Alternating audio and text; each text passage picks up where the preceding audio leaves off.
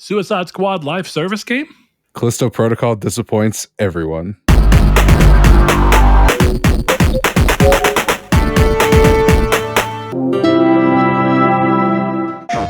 Well, hello and welcome to Triangle Squared, a PlayStation podcast. I am your host, Brett Beck, and alongside me this week is still Chris, the Bruised Canoe, because no one bothered to update us with what Bruised Canoe meant. So, Chris, I hate to tell you this, you will be the Bruised Canoe until someone gives me a definition. All right, I'll figure it out. It can't be you, though. And if I find out you're hiring people to try and get you, somebody just comes out of the woodworks, oh, new listener, Bruce Canoe is this. I'm going to be like, nah, I'm suspicious. Yeah, like Sony Fan 69. Yeah, like Sony Fan 69. So, nice. Anyway, with that in mind, welcome to the show. Chris decided to be a little inflammatory in his opening remarks. We'll talk about that here in a little bit when we get to the news. This week, of course, there's not a lot going on. We're still in that kind of slow time at the beginning of the year. So we kind of thought we will go over the news that we have, some stuff going on with Callisto Protocol, as we kind of mentioned, some rumors that hit earlier today going on, or an image rather, that was apparently a leak from Suicide Squad, depicting it as a live service game and what that may mean for how people will receive it, as well as a bunch of other stuff. And some fun questions, but because it's a little bit of a different episode and there's not as much going on, Chris and I kind of decided to let this be a episode primarily led by community interaction. So we'll, of course, go over the community's take, where we reach out and ask you guys to give us your thoughts on a question that we pose at the end of every episode, as well as all the questions we have from you guys. Some of it regarding the news of stuff that happened this week. Some of it just wild questions from the mind of a deranged mailman, and you'll know who that is. You know who you are. You know who you are. Brett wants to lose another argument publicly. Yeah, exactly. Chris wants to lose another argument. Be objectively wrong. I think the poll in the Discord has proven that the poll in the Discord is literally 3-3. Yes, except someone else came in on my team. So you're right. Technically, Life Reimagined, Mr. Porter, one of our patrons, who is normally quiet, he decided to voice up and throw out just a wrong opinion. Yeah. I thought you were better than that, Porter. Your take was so abhorrent. You even agreed with me at one point, technically. Like a no. I'll go back and cut the video. I will. But guess what, Chris? That's a subject for another time. Okay? Is it? Right now, the idea of this show is to welcome everybody, new listeners or not. If you're new and you're listening to us on podcast services, but you're more of a watch a podcast kind of person, you can find us on YouTube in video format. If you're listening to the podcast, or if you're watching and you'd rather be listening, there you go. You can find us on podcast services. Either way, welcome. Thank you for everyone who's returned to the podcast yet again. And for anyone new, we hope you enjoy the show. Chris, as you know, the way that we start this show is a time-honored tradition at this point of checking in with each other on what we've been playing, as well as giving the audience a chance to find out what we've been playing, and hopefully let them discover or ourselves discover some great thing, like Let's Make a Zoo being on my list now because of last week's episode. So with that in mind, as always, I will start with you. What have you been playing this week? What have you been up to? And have you added any trophies and or platinums to your score for the trophy competition, good sir? I have still not added any more platinums outside of Pinball Heroes. I'm ironically, as the man who started the thing, doing the absolute worst out of everyone. But no, this week I've still been only playing Let's Build a Zoo. And I played a little bit of Chivalry 2 with you. But it's mostly Let's Build a Zoo. You and Blake, the specter of Post Blake. Yeah, I decided to look through the rest of the trophies after we talked last night for Chivalry 2. It's like 2,000 kills and like 300 wins across 5 maps. Yeah. Pretty wild. It's a lot of games. But it doesn't seem that bad. If you like the game, it seems easy. It's just a matter of do you actually like it enough to do it? I think if we really set this up to where we do this a few times a week, we could probably have this platinum by the end of the year. Oh, I would think so. Yeah. It's just, do we want to do that? That's the real question. It's because I'm not going to do it without people to do it with. So, hey, if you want to play Chivalry 2, reach out to us and let us know. Me, Blake, and Chris right now are playing. But if you want to be part of that list, feel free to join in. It's a game that can have quite large party sizes due to the way that it plays out.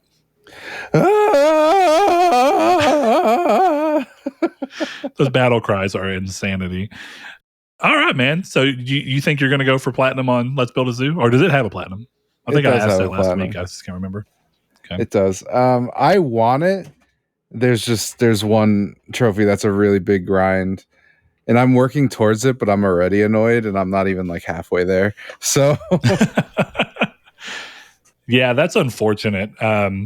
Have you spent any time going back through your list of games you've played in the past and seeing how much you're missing or how much the total trophy value is for games that you don't have many in?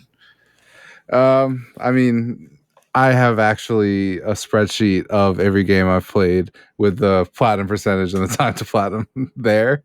So I already have that information at my fingertips. But in the true trophy score for it? Not the true trophy score, because I did this a while ago, or I was just. I thought you've had that one for a while. Yeah, I have not added true trophy score, but I do have a list of games I'm planning on playing, like Medal of Honor Frontline, Catherine. I'm debating going for DMC5, but I don't know if I'll ever be good enough at DMC5. Yeah, it's a hard platinum. I remember kind of tinkering with it, or tinkering with the thought of it while I was playing it. And then I started looking and trying a little bit of it. And I became readily apparent that as much as I like that game, you'd be playing that game for a while. Yeah. Because it'd be like some days would just be practice. Yeah. There's literally, you have to beat the game on the hardest difficulty without dying to get the best score. So we'll see. It's not even that many points, which is the part where I'm like, I want this platinum, but do I really want to commit to getting this 4,000 point game? It's almost 5,000, but do I really want to commit to this? Do I really? But well, that's on my list. Judgment, Yakuza Kiwami. That reminds me, you talking about the challenge for that one. That kind of challenge where you have to go through the whole game on the hardest difficulty without dying, that just makes me think of the Mortal Shell Platinum, because that's exactly, it's like a super, like when you do it, you feel great. You're like, hell yeah, I'm ready to do this. Speaking of which, I thought about going for it again because it's still, the PS5 version is a 3,700 point trophy list, which is there's no auto good. Pop on that? No, no, there's not, which is fine, and I don't mind. But the thing about auto pop is it inherently lessens the value of the trophy to some degree. Yeah, or at least there's a pretty high chance that the true trophy value will be lesser because everyone who has the PS4 Platinum can ostensibly have the PS5 one, whether they've done it yet or not. That's the other weird thing about this, is racing against the clock to get a score while it's high. And because it could always go down or up. Yeah, you just have to make the right call on the game. Yeah, there's a couple of games I regret, like Hot Wheels Unleashed was really surprising at like 3,700 points. But you know, what am I going to do about that? Can't do anything about it now. Speaking of that, I don't have a spreadsheet, but I did sit today and look at some of the games that I have or I have access to or I've been curious about and haven't pulled the trigger on yet that I want to play and ideally platinum that seem reasonable. Mm-hmm. I just went through and quickly Googled Trophy Got to see what the average difficulty was, and the time to platinum. Didn't look past that. So I've got 10 games currently that I feel pretty good about being able to play in platinum within the next, within the first 3 months of the year. And I've caught up a good bit yesterday after having no points essentially since the thing had begun. And I earned like 9,700 points yesterday, mostly by means of auto popping with trophies. Ooh, this guy. Yeah. But you didn't put that in the rules, so here we are. I didn't. No, it's fine. Yeah, and it's interesting to see how that plays out because I didn't realize Biomutant was still a fairly rare platinum, and it's even more rare on PS5 than it is on PS4. And while it wasn't a complete auto pop, I had to play about an hour over the game. It wasn't that bad. And then Bugsnax is one of the few games that works in reverse. So I Okay. platinumed and played the PS5 version originally, but you can still transfer your save, and it's not an auto pop, but you've got to play about an hour of the game.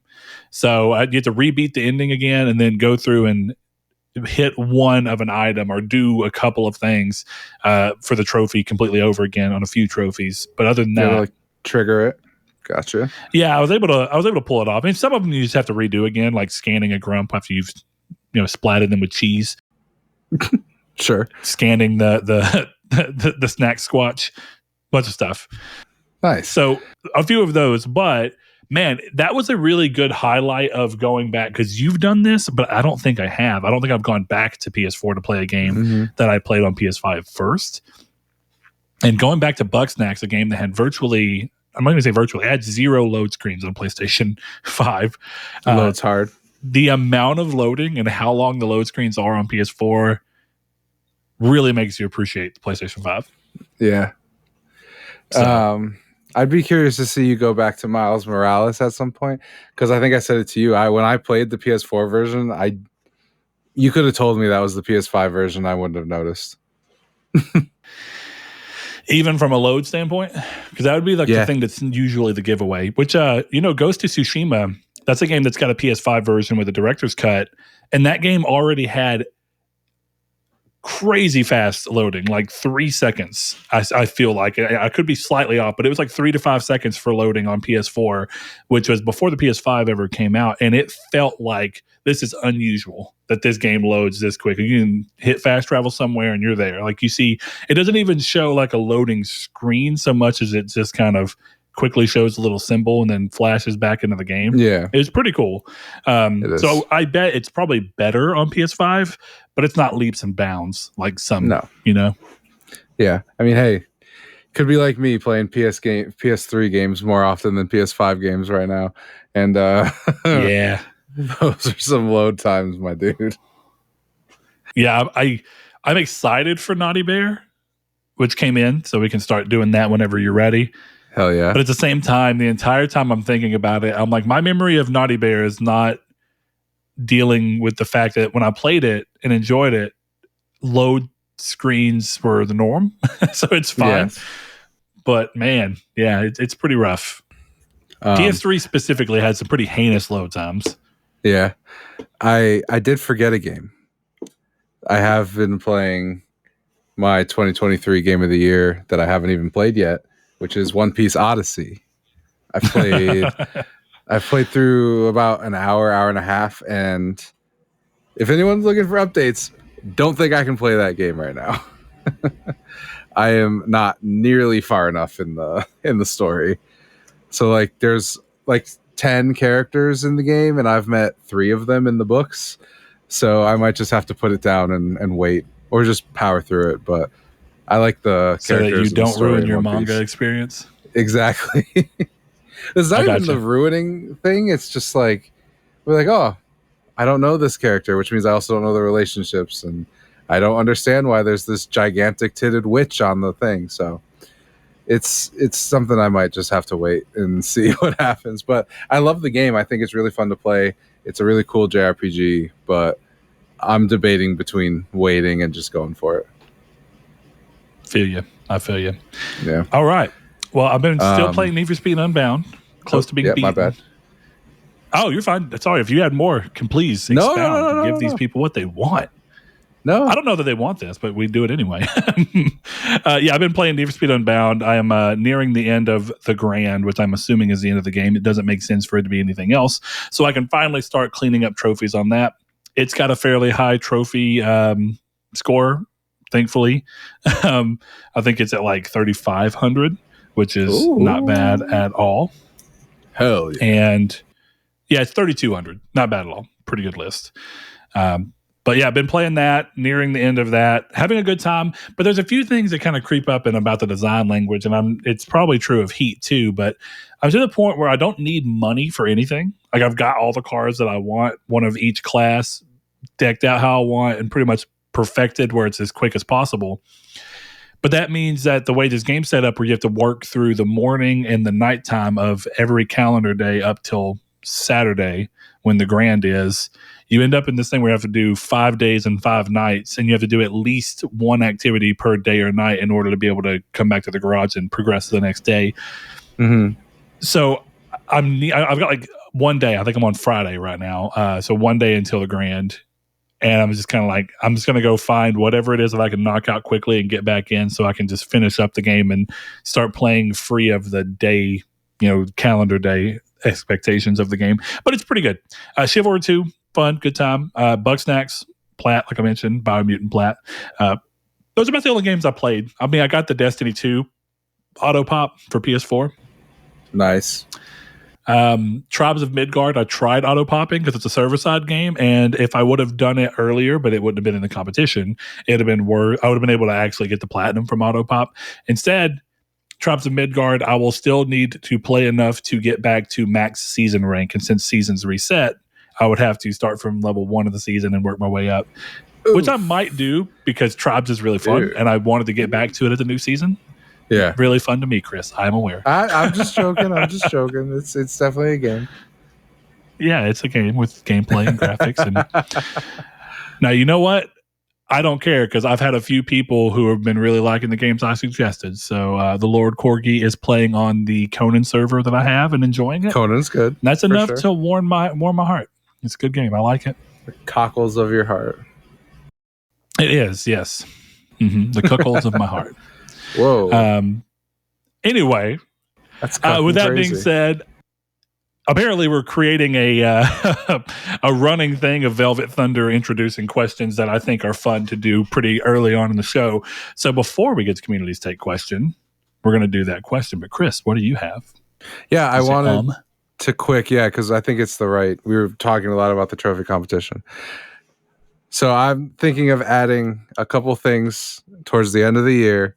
Some community votes, stuff like most impressive platinum trophy, things like that, to maybe add some points to people's totals. But we didn't talk about it before the thing. I came up with it yesterday. I was thinking about Dumbledore giving out a bunch of points at the end of Sorcerer's Stone, just so that Gryffindor would win. And I think that might be kind of fun. So if that's something people want to add to the ending here, that would be cool. Kind of incentivize people to go for something like, I don't know, DMC 5. And I think that would be a cool community vote, have that kind of discussion towards the end of the year. But just post in Trophy Talk if you guys are interested. Tag me, let me know what you guys think. Anyway, Velvet Thunder says, okay, so community voted points. I think that's a good idea if everybody doesn't vote for themselves on everything. With that in mind, the Velvet Thunder, he says, if you had, and he's a patron, in case I didn't make that clear. Thank you. Appreciate it. He says, if you had to share an apartment with a video game character for a year, who would you pick? Take into account occupation and earnings for rent, a personality compatible with your own, general cleanliness, and who their friends are for possible dinner parties. Ooh. It's a big question to throw out. I know you may need a second to think because I mean, I've put this in here and I've still not landed on an exact, but I think I have one that I'm cool with. It may not be my ultimate answer, but it's one that I'm comfortable with and I think checks out in a lot of ways. I think Agent 47 from Hitman. And the reason being, he's very clean. Okay. Right? He has to be. And every time I've ever played a game, he has to clean up after himself, make sure he leaves no traces of himself behind, which I think would bring itself into the home. He has to be that way out there, so he can't run the risk of not doing it at home. Otherwise, he gets sloppy, and then he may get caught. Habit forming. So there's that. He kind of strikes me as a loner from every game that you see. Like, he has very few people he interacts with. So even if he's in the house, I don't really have to worry about interacting with him much. This assumes that I know this is his profession, which I guess in this case I do. So I'm cool. So I don't know. I just think a lot of the things are dealt with. He clearly makes a shit ton of money because, of course, he does. Why wouldn't you? I don't really have to worry about his personality because we're not going to interact very often. He's clean, and he didn't really have any friends that I have to worry about for dinner parties. Bam. I've solved I've solved the question. Part of me wanted to say Crash Bandicoot just because I would like to have all the Crash Bandicoot people over for a dinner party, but every other aspect of Crash seems terrible. Like trying to sleep in the middle of the night, just hold a wall. You're like, what the fuck? You know what I mean?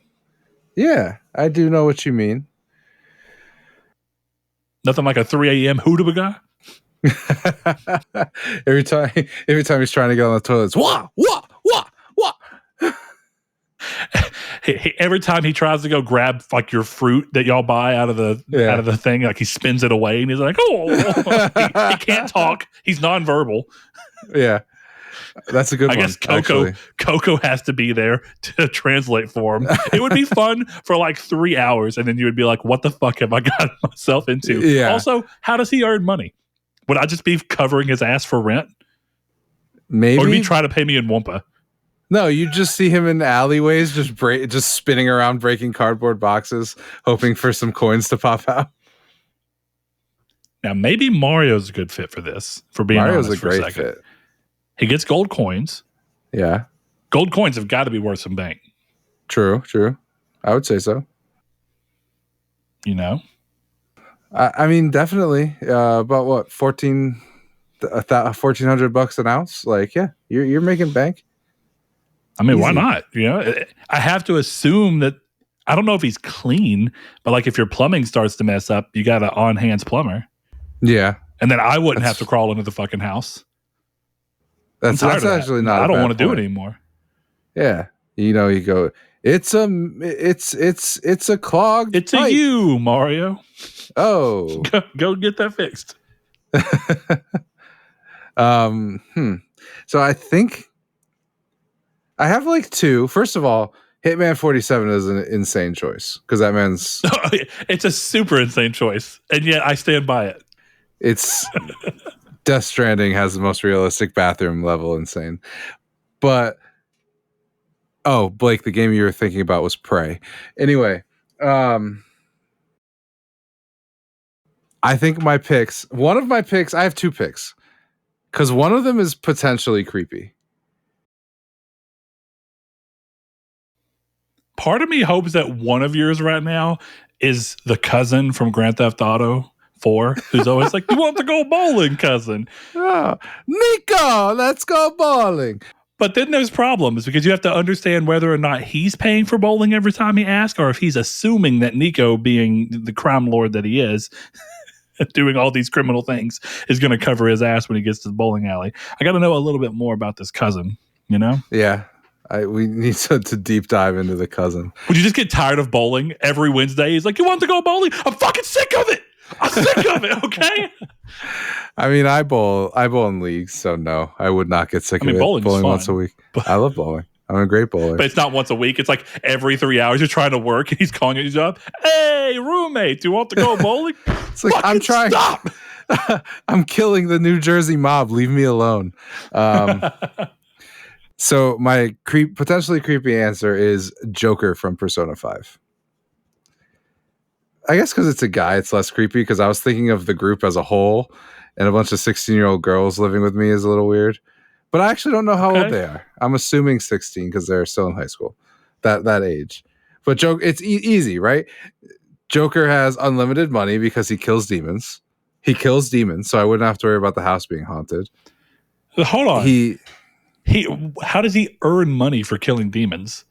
He just does. Clearly, I haven't played the game. I'm just. Yeah, I mean, you should. Is this play like the that thing where you kill finally. a demon and you dig in its pockets and you find gold? Probably. They don't go too much into that. I don't know the Persona 5 lore on how he earns money from battles, but he does earn money from battles. One of my favorite weird video game things that everyone just accepts and rolls with is that definitely in MMOs that people just have. Like animals have money on them. Yeah. It's true. And they have shit like thing. They have like hats and shit. It's like, why in the fuck would this thing have a sword? Am I assuming that I had a sword stuck in it that visually wasn't represented to me and I killed it and got to pull the sword out? It's funny because now you just got me thinking about chivalry when you fight someone with a sword stuck in their head. Yeah. The dude who killed me yesterday with a ballast, crossbow stuck in his head. I was like, what the fuck? Yeah. I think the Persona guys would be good. The Phantom Thieves. But my other pick was Ezio Auditore. Okay, so what about? Hold on, Chris. I'm crazy for Agent 47, but you want an equally skilled killer, and like that's what he does. It's Well, his hold whole on, job. because Ezio is not emotionless like 47 is. So you piss off 47. Fair. You piss off 47, and he just kills you in a chicken suit. Maybe. You piss off Ezio, you get into a fight. Maybe he beats You your think he's ass. emotionless? Because if he's doing a chicken suit, he has comic, like he has comedy. He understands comedy. But he's only in the chicken suit because the guy selling chicken at the party can get access to the kitchen, which is where you poison the food. But this is our kitchen. You don't think I would see him in a chicken suit and be like, bro, I know what's up.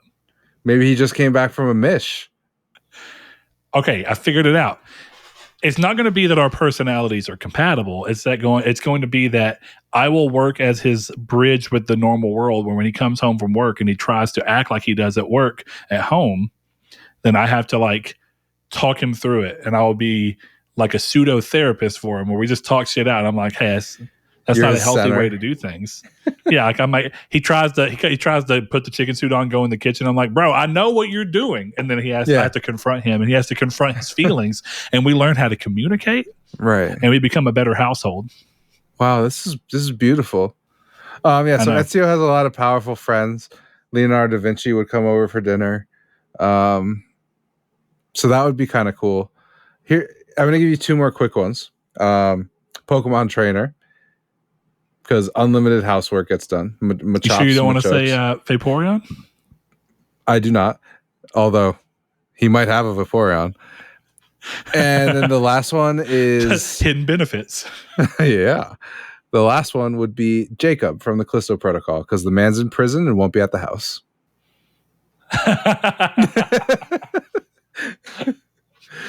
But how is he paying you? Who cares? It seems like I have to have a roommate. I'm just going to assume he paid his rent in full. Okay. Fair enough. I like that. I think we got some good picks in there.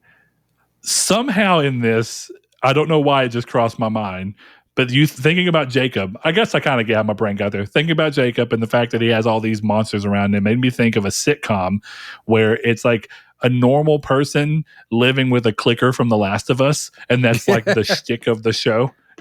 Yeah. And it's like every time the clicker does something that hurts somebody, like he bites the mailman, and then you have like you as the roommate's just like, oh, you know? And it's like one of those 80s laugh track sitcoms. Like, da, da, da. Yeah. Yeah. I would be into that sitcom. That seems almost like a weird Robot Chicken sketch. You know what that show would Seth be called? Green, if you watch this show, I don't know why you would, but if you do, you can take that idea, credit me. I'll revel in that. What's up, Chris? What would it be called? We Click.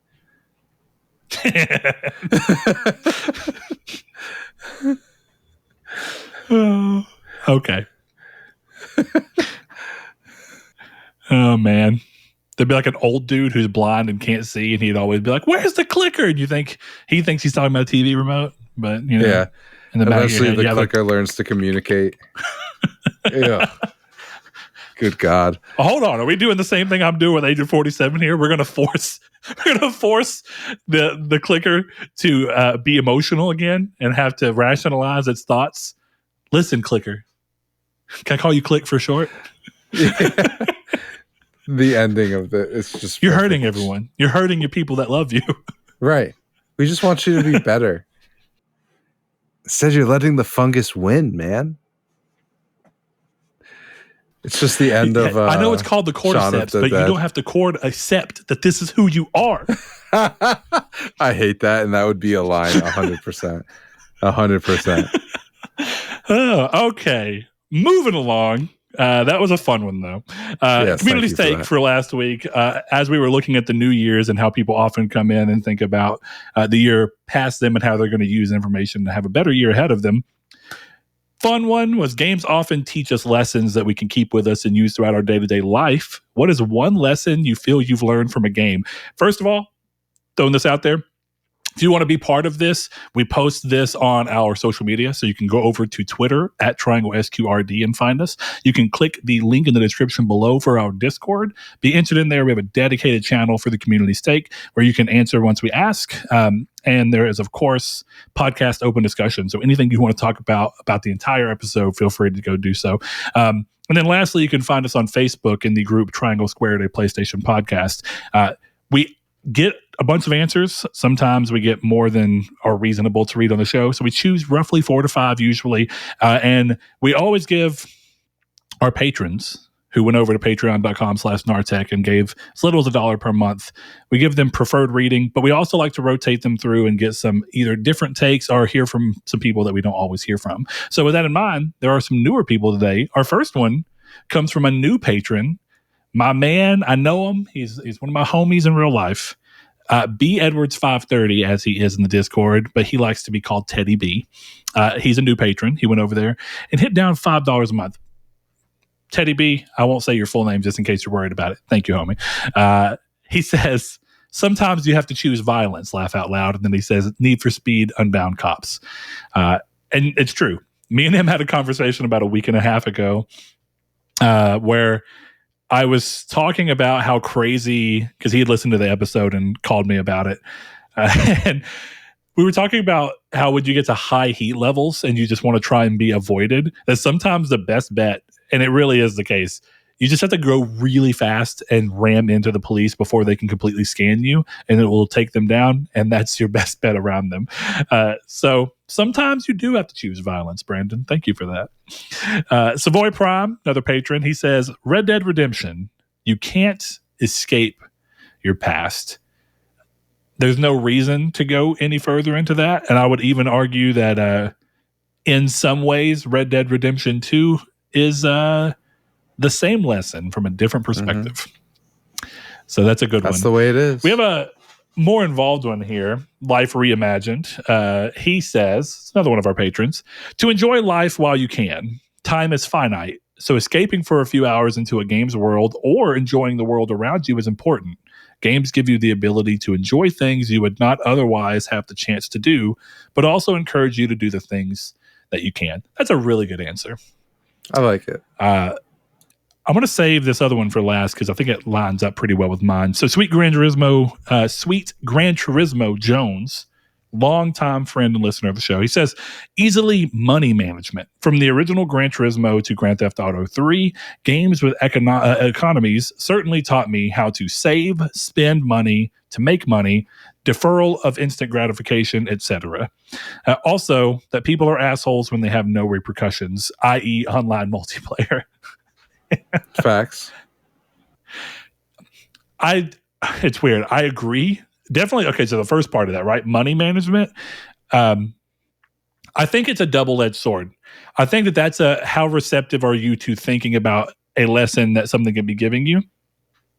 Because while I can see why someone would play these games and be like, oh, I have to manage money to get real enjoyment out of them. There are people that play these games and blow their money, and then I think they carry that with them into real life and blow all their money in real life, unfortunately. What do you think about that, Chris? I mean, I think it's a great answer. I don't know. I guess I've never felt, at least in GTA especially, this is called out, that I needed to manage my money in it.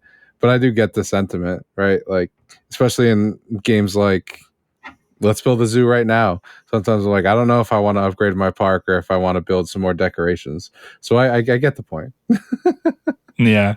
Well, the other one is, it's fun. I'm kind of going on the flip side for both of them. But yeah, of course, people are assholes, or a lot of people are assholes with no repercussions online. But it depends on the game you're playing. But there's something magical, Ryan, about the flip side of that, right? When you're online and there's no reason for anyone to be nice either. There's no reason to be mean or nice, realistically. And there's no reward and or repercussion for either in many ways. And there's something that's magical about hitting into a game, be it an MMO, it's playing an MMO and getting somebody, a group of people who are really nice, or finding a really nice lobby in like a Call of Duty game or something like that, to where everybody's just kind of getting along, vibing with each other and having a good time. I feel like a lot of people treat it as it's more rare these days, and maybe it is more rare, but I think that there's still something about those moments that is the magic of online gaming at the same time. I've met a lot of really cool people and had a lot of really interesting friendships through online games. I used to play Silk Road Online with this girl, Destiny, and we would just set up shop, sell our stuff, which is one of the ways that game worked. You had to be logged in to sell stuff. You would set down a stall, put the items you wanted to sell in, and just stay logged in at the stall. People would come around and look and buy or sell stuff. And typically, any time that we'd end that, we would just go buy each other something that we knew was right for our class or that the other person could use or would like, and just trade it to each other. And it was really cool. I liked playing with her. She was really fun.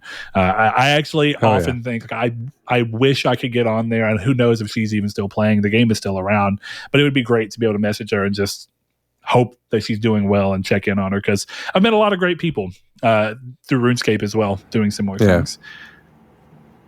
Yeah, Chris, you're more of you much of an MMO guy. I feel like I can't think of any time where you really talked about playing very many MMOs. I haven't played hours upon hours like most people, but I played a lot of Final Fantasy 14 on PC. I played a lot of what's the other one? Lost Ark, I think it was. New World, Lost Ark, one of those two. The Amazon not a one, ton. right? Yeah. I think it was Lost Ark. Lost Ark. You played Lost Ark. Yeah, you didn't play New World. You played Lost Ark.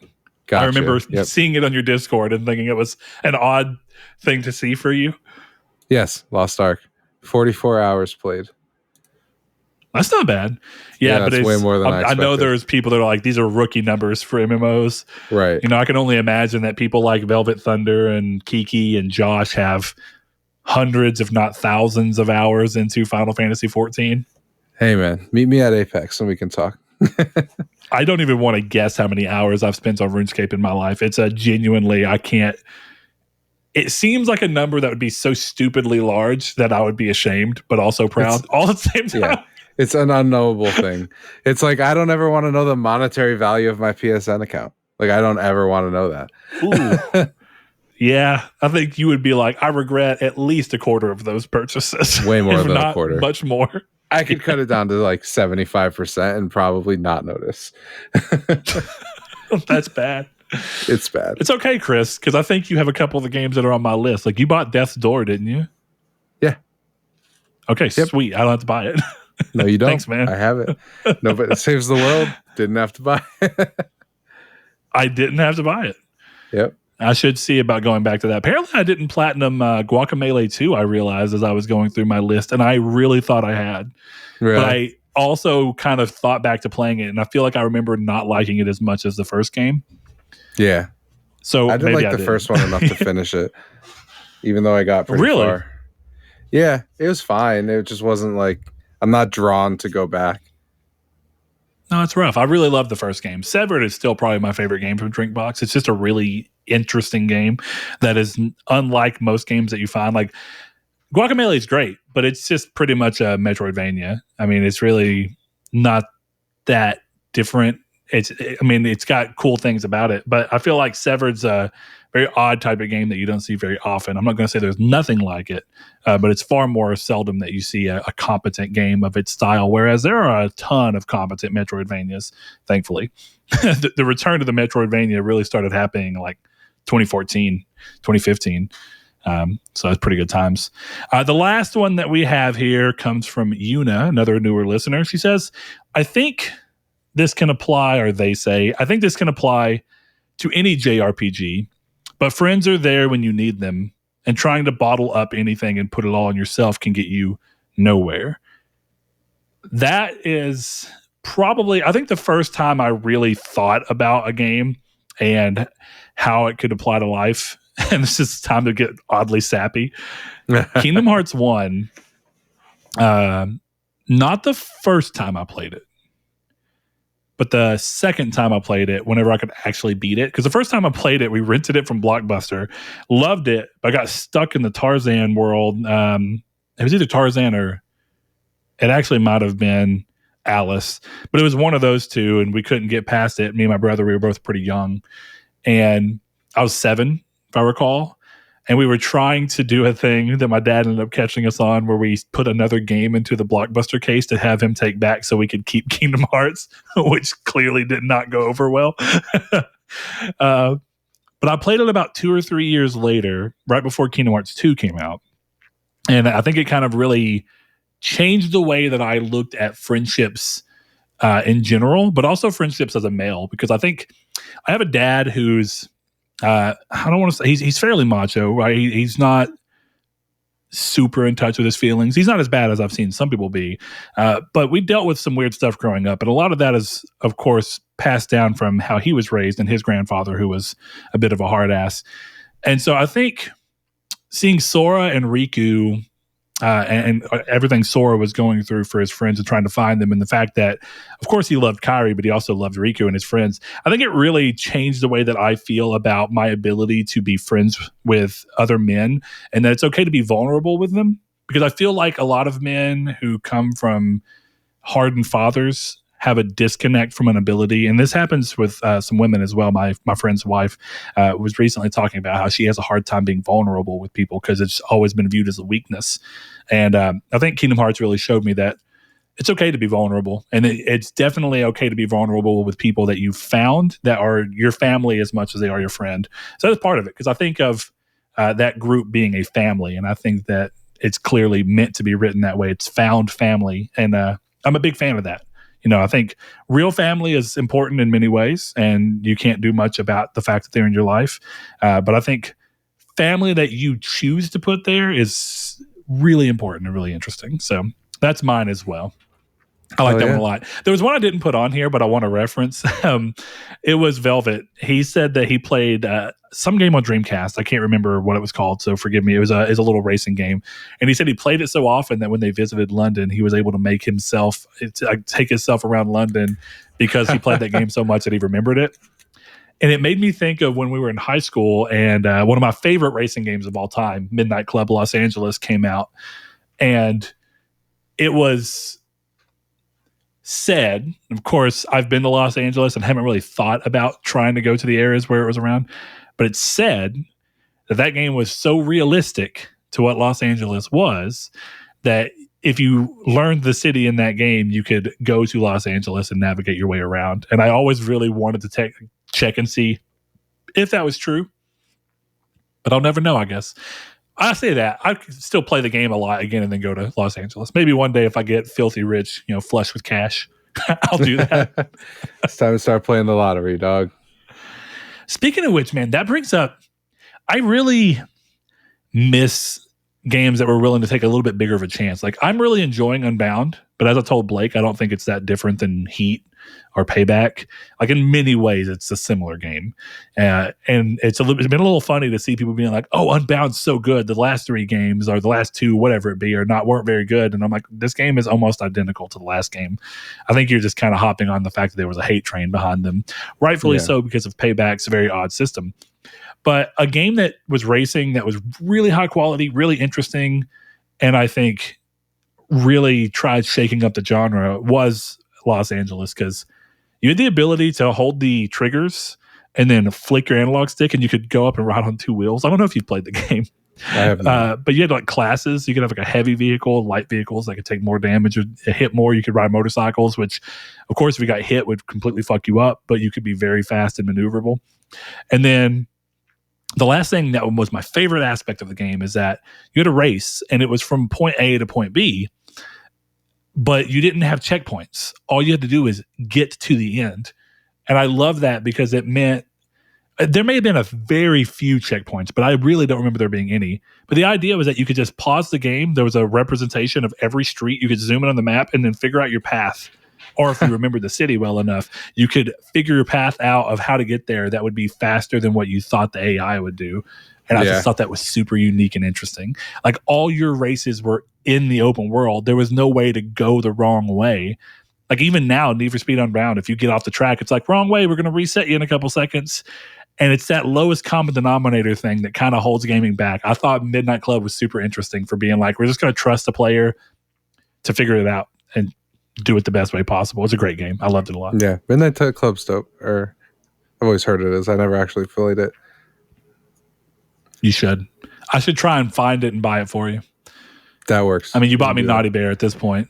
I did. Sadly, you cannot get the platinum. It's worth like 5,500 points, but the servers are closed. Yeah, it's rest in peace. R.I.P. in peace. Yep. Yeah, what's yours, man? I've taken this to heart for a long time, and it comes from GTA San Andreas, and it is from one of the primary villains. So take that for what you will. But Big Smoke says, if you can eat your food while everybody's losing theirs and blaming you, you straight, homie. And I live my life by that quote. One more time. If you can eat your food. If you can eat your food while everybody else is losing theirs and blaming you, you're straight, homie. Okay. I got you. Yeah, I love that quote. What is this from? Grand Theft Auto San Andreas, baby. Big Smoke. I do not remember that.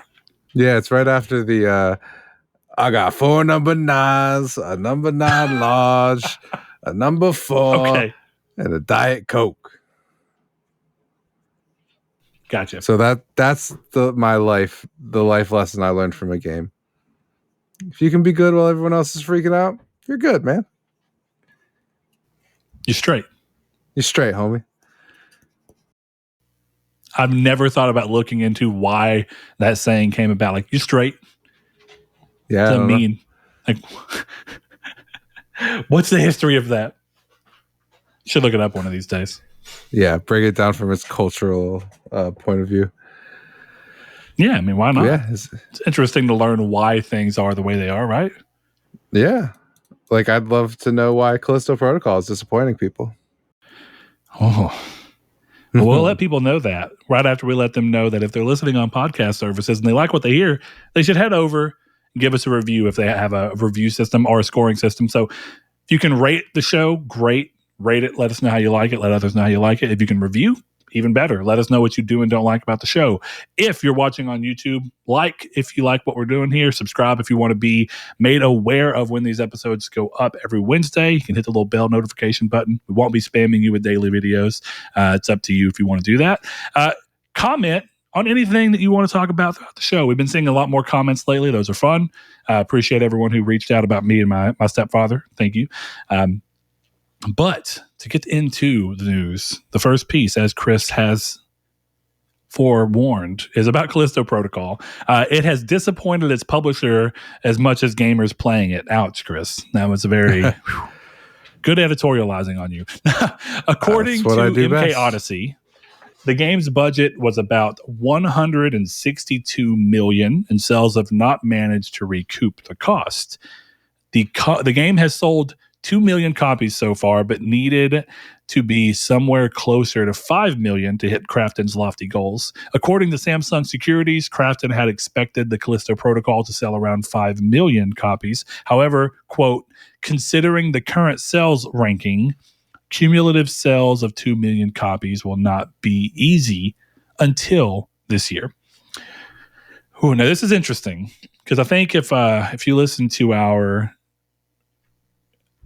spoiler chats that we did about the Callisto Protocol, I think one of the things that was most often gleaned from the conversations, and I've heard this from other people as well, is that even if there are issues we have with this game, we're all very eager to see it get another chance to juke and swing if it gets lucky enough. But this one's pretty interesting. 162 million is probably its budget with marketing combined, and this game did have quite a large marketing push for it. But 5 million copies doesn't seem out of this world impossible, but it does seem like very lofty goals. So, Chris, what do you make of this, and what do you make of the chances that we do or don't see a sequel from these numbers? You got to wonder if they put so much money into the first one that they'll give a second chance to another one just to see if they can recoup the money, or it'll do better and sell better and be better, I wonder if they think like, oh, well, what's the point in investing in a different game? We might as well continue this franchise and hope that the team can pull it off. If that makes sense. Yeah. So that's where I think it'll go for the second one, personally. Well, see, I feel like I understand that, and I'll give the fact that this game did do ultimately better and was less controversial, though still very controversial in many ways. But that's kind of what I always thought about The Order and a lot of Sony IP that they start with. They have a lot of IP that didn't necessarily blow the sales, stuff off the water and didn't necessarily review incredibly well, but they still gave another swing to. I think Knack was a good example of that. Knack 1, they still went to Knack 2, and Knack 2 is a much better game and a great game at that. But we didn't see that with like The Order. We didn't see that with some of their other more niche examples of games that they pulled out, some of which I don't know if they had the ability. Like they did that Dust 514 EVE Online thing. I don't really know how that came about, but it was exclusive. So while I understand the idea, I think sometimes certain publishers and certain people behind this are just like, we gave enough money initially. If it couldn't show that there's good signs of return, then maybe it's not worth it. That said, I think that The Order only sold about 1.5 million. So if this one's nearing 2, because reading the quote, it says cumulative sales of 2 million will not be easy until this year. Sounds like they haven't even quite hit 2 million. I was thinking the same. So that's interesting, but it's all about legs. If the game can stand to continue to sell relatively well, and they've been updating it and trying to do better, then who knows? The tide can change on any game. But this is not an immediately strong, bold thing. I wouldn't be surprised one way or the other. I wouldn't be surprised if a sequel does get announced or if they decide to move along. But since, as far as I understand, Krafton owns Striking Distance, is that correct? I'm not sure, but I'll find out while you continue. Yeah, I think that they do. So I guess it just comes down to whether or not they want to move forward and let Striking Distance try again on another IP or something new, or like Chris said, try and get one more swing out of this and maybe be a little more pulled back with the marketing, since it'll be a known quantity to some degree. It is a subsidiary of Krafton. That is what I thought. I wonder with this, so me and Blake, and I think you were there when we were talking about it last night, we were saying like maybe Krafton doesn't want to do or commit all the money, but Sony wants to commit half of it, so maybe Callisto Protocol 2 is a PlayStation exclusive. Not saying that's a possibility or even likely, but if they don't want to make the game, maybe Sony does. They did put a lot of effort into making Striking Distance at the very least look good, so I don't know, it seems possible. Chris, real quick, are you seeing audio waves on your side? Because I'm not seeing yours on my side. Yes, I'm seeing them. Okay, cool. I'll trust that it's going then. Anyway, yeah, I could see that. I mean, Sony has been known to do odd deals like that. They did it with Street Fighter, but they did it apparently with Forspoken. That was kind of how that deal got so strongly, where it's got 2 years of exclusivity at the very least and may never go elsewhere. So we'll have to see if that pays off or not as Forspoken comes out pretty soon. But that one's interesting. So we'll see how that comes out. But I could see Sony taking an opportunity, if it really feels like there's one there, to partner, get a PR win, and then hopefully get some money back out of the deal. But I don't know. It's a good question. Sony Just themselves doesn't have any internal horror, right? Yeah, they do not. Not yet. Who knows? There might be a piece of news that would say they're starting to get one, maybe. Might be flying right towards that possibility. Yeah, speaking of Forspoken, Square Enix came and updated the demo. So if you were iffy about it, or if you played the demo and had a couple of qualms, maybe worth trying it again. Also, the game will have the review embargo lift 24 hours prior to release. So better than Callisto, but still might be cause for concern for some people. But at least you have enough time to potentially do something. It probably won't be enough time to cancel a pre-order, but Who knows? We'll see. Maybe it will be. Maybe it won't be. And maybe you won't have to. Maybe the game will actually pull off pretty well. Next thing up on the list, though, Hogwarts Legacy accompanying, or its accompanying art book has leaked into the wild and given an estimate on how long you'll be stuck in J.K. Rowling's Wizarding World. It appears that the story will be about a 35-hour romp. But for trophy hunters, the game will take about 70 hours to reach 100% completion. In more positive news for the title, it has now topped the charts as the best-selling game on Steam and PS5 per Forbes a full month before release. Now, it didn't really go into big detail there. I was trying to understand what it was saying, and I don't know if it's just saying best-selling for the month of February, best-selling for 2023 so far, but it did try and give context to Steam by saying that CSGO, if I remember, was there, and it was still above it technically in terms of dollar amount, but not total sales. But that's because it's a game that relies on multiplayer, but microtransactions. So I don't know. All that to say is Hogwarts Legacy may be a very big title to contend with, which I think kind of stands in line with what Chris was talking about. Sometimes you don't realize how strong an IP is until something like this happens. Yeah, exactly. Though conversely,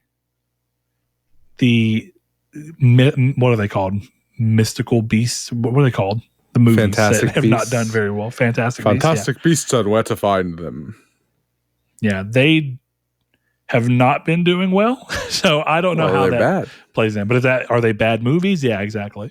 So we'll see how that plays out. But yeah, Chris, I know this is one of the big games that you're excited for too. So I am. Cannot wait. 35 hours. That seems about right for an open world game, right? I'm here for it. That seems like the perfect amount of time. Can't wait to spend 70 in the Wizarding World. Yeah, I was about to say this seems like an obvious platinum for you. Oh, hell yeah. Hell yeah. I want to go do Prisoner of Azkaban, or not Prisoner of Azkaban, Deathly Hallows and Half-Blood Prince on PS3. Those games are all right too. It'd be a year full of Harry Potter platinums for you. Hell yeah. I got the Lego I've Harry heard Potter that ones. the Lego Harry Potter games are really fun. Yeah, they are. My old PSN account, I have the platinum for 1 through 5, I believe. Isn't it 1 through 5, 1 through 4, 5 through 7? You might be right. It's the first one. So whichever the first one is. Exactly. Yeah. All right. Yeah. What do you think about it topping the list though? I mean, do you think this is just years and years of waiting? Because the last time we saw a Harry Potter game at all was PS2. Yeah. No, I think it's that Harry Potter. Well, I say game at all. Clearly Lego Harry Potter. But well, you just said they made movie games. I didn't even know that. They did. Yeah. Chamber of Secrets on PS2, which I own, by the way. Deathly Hallows is on PS5, 3.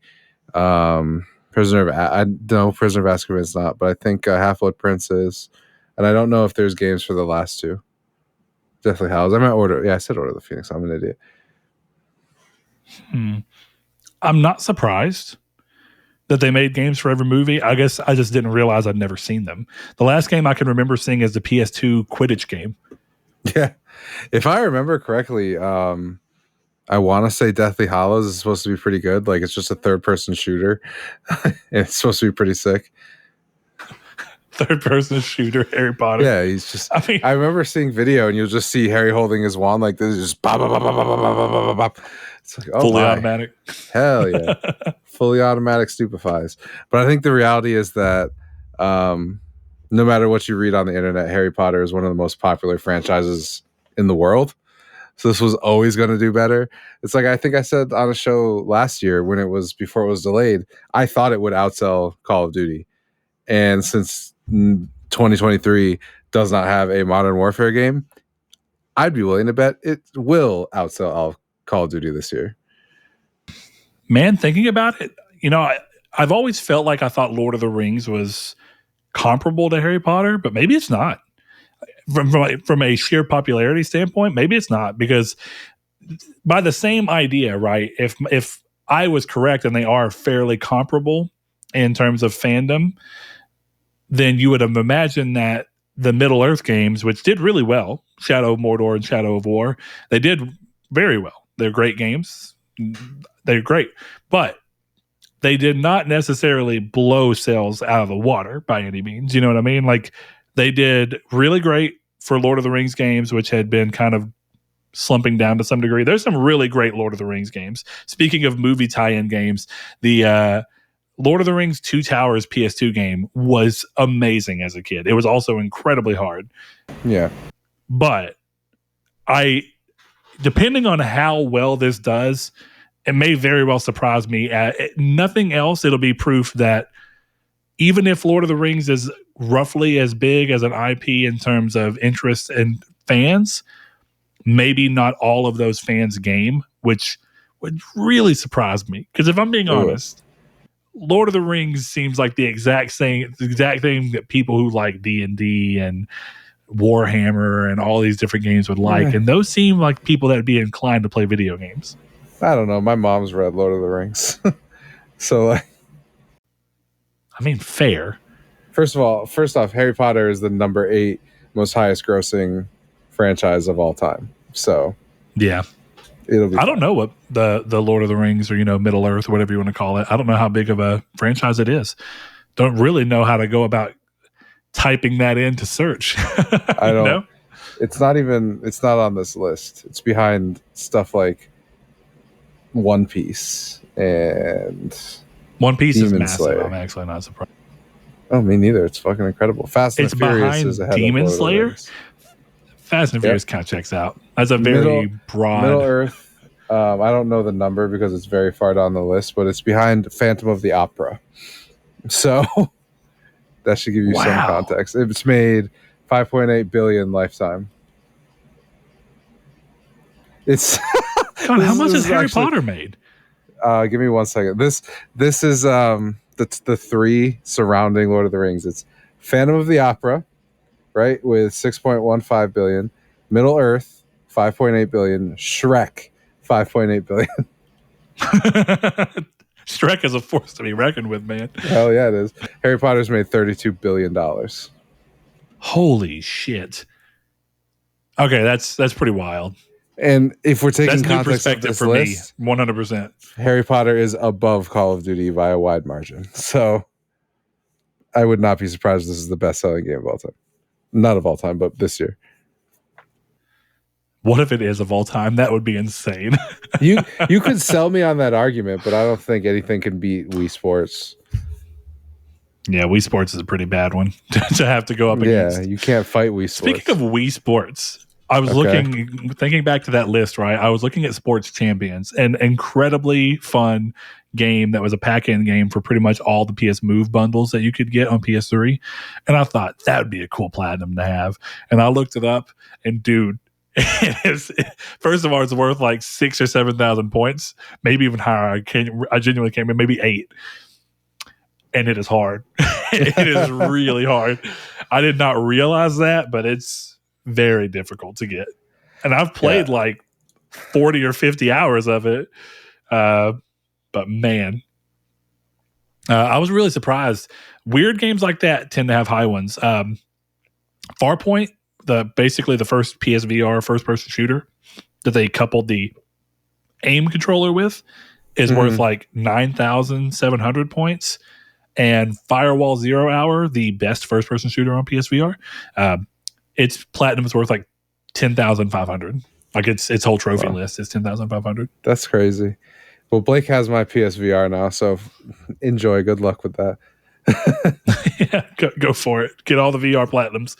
All right, Blake, I have a challenge for you. Get the Skyrim VR platinum, because Skyrim VR is not good on PSVR. I'm gonna throw that out there and just tell you what it is. But if you do it, I'll be so proud of you.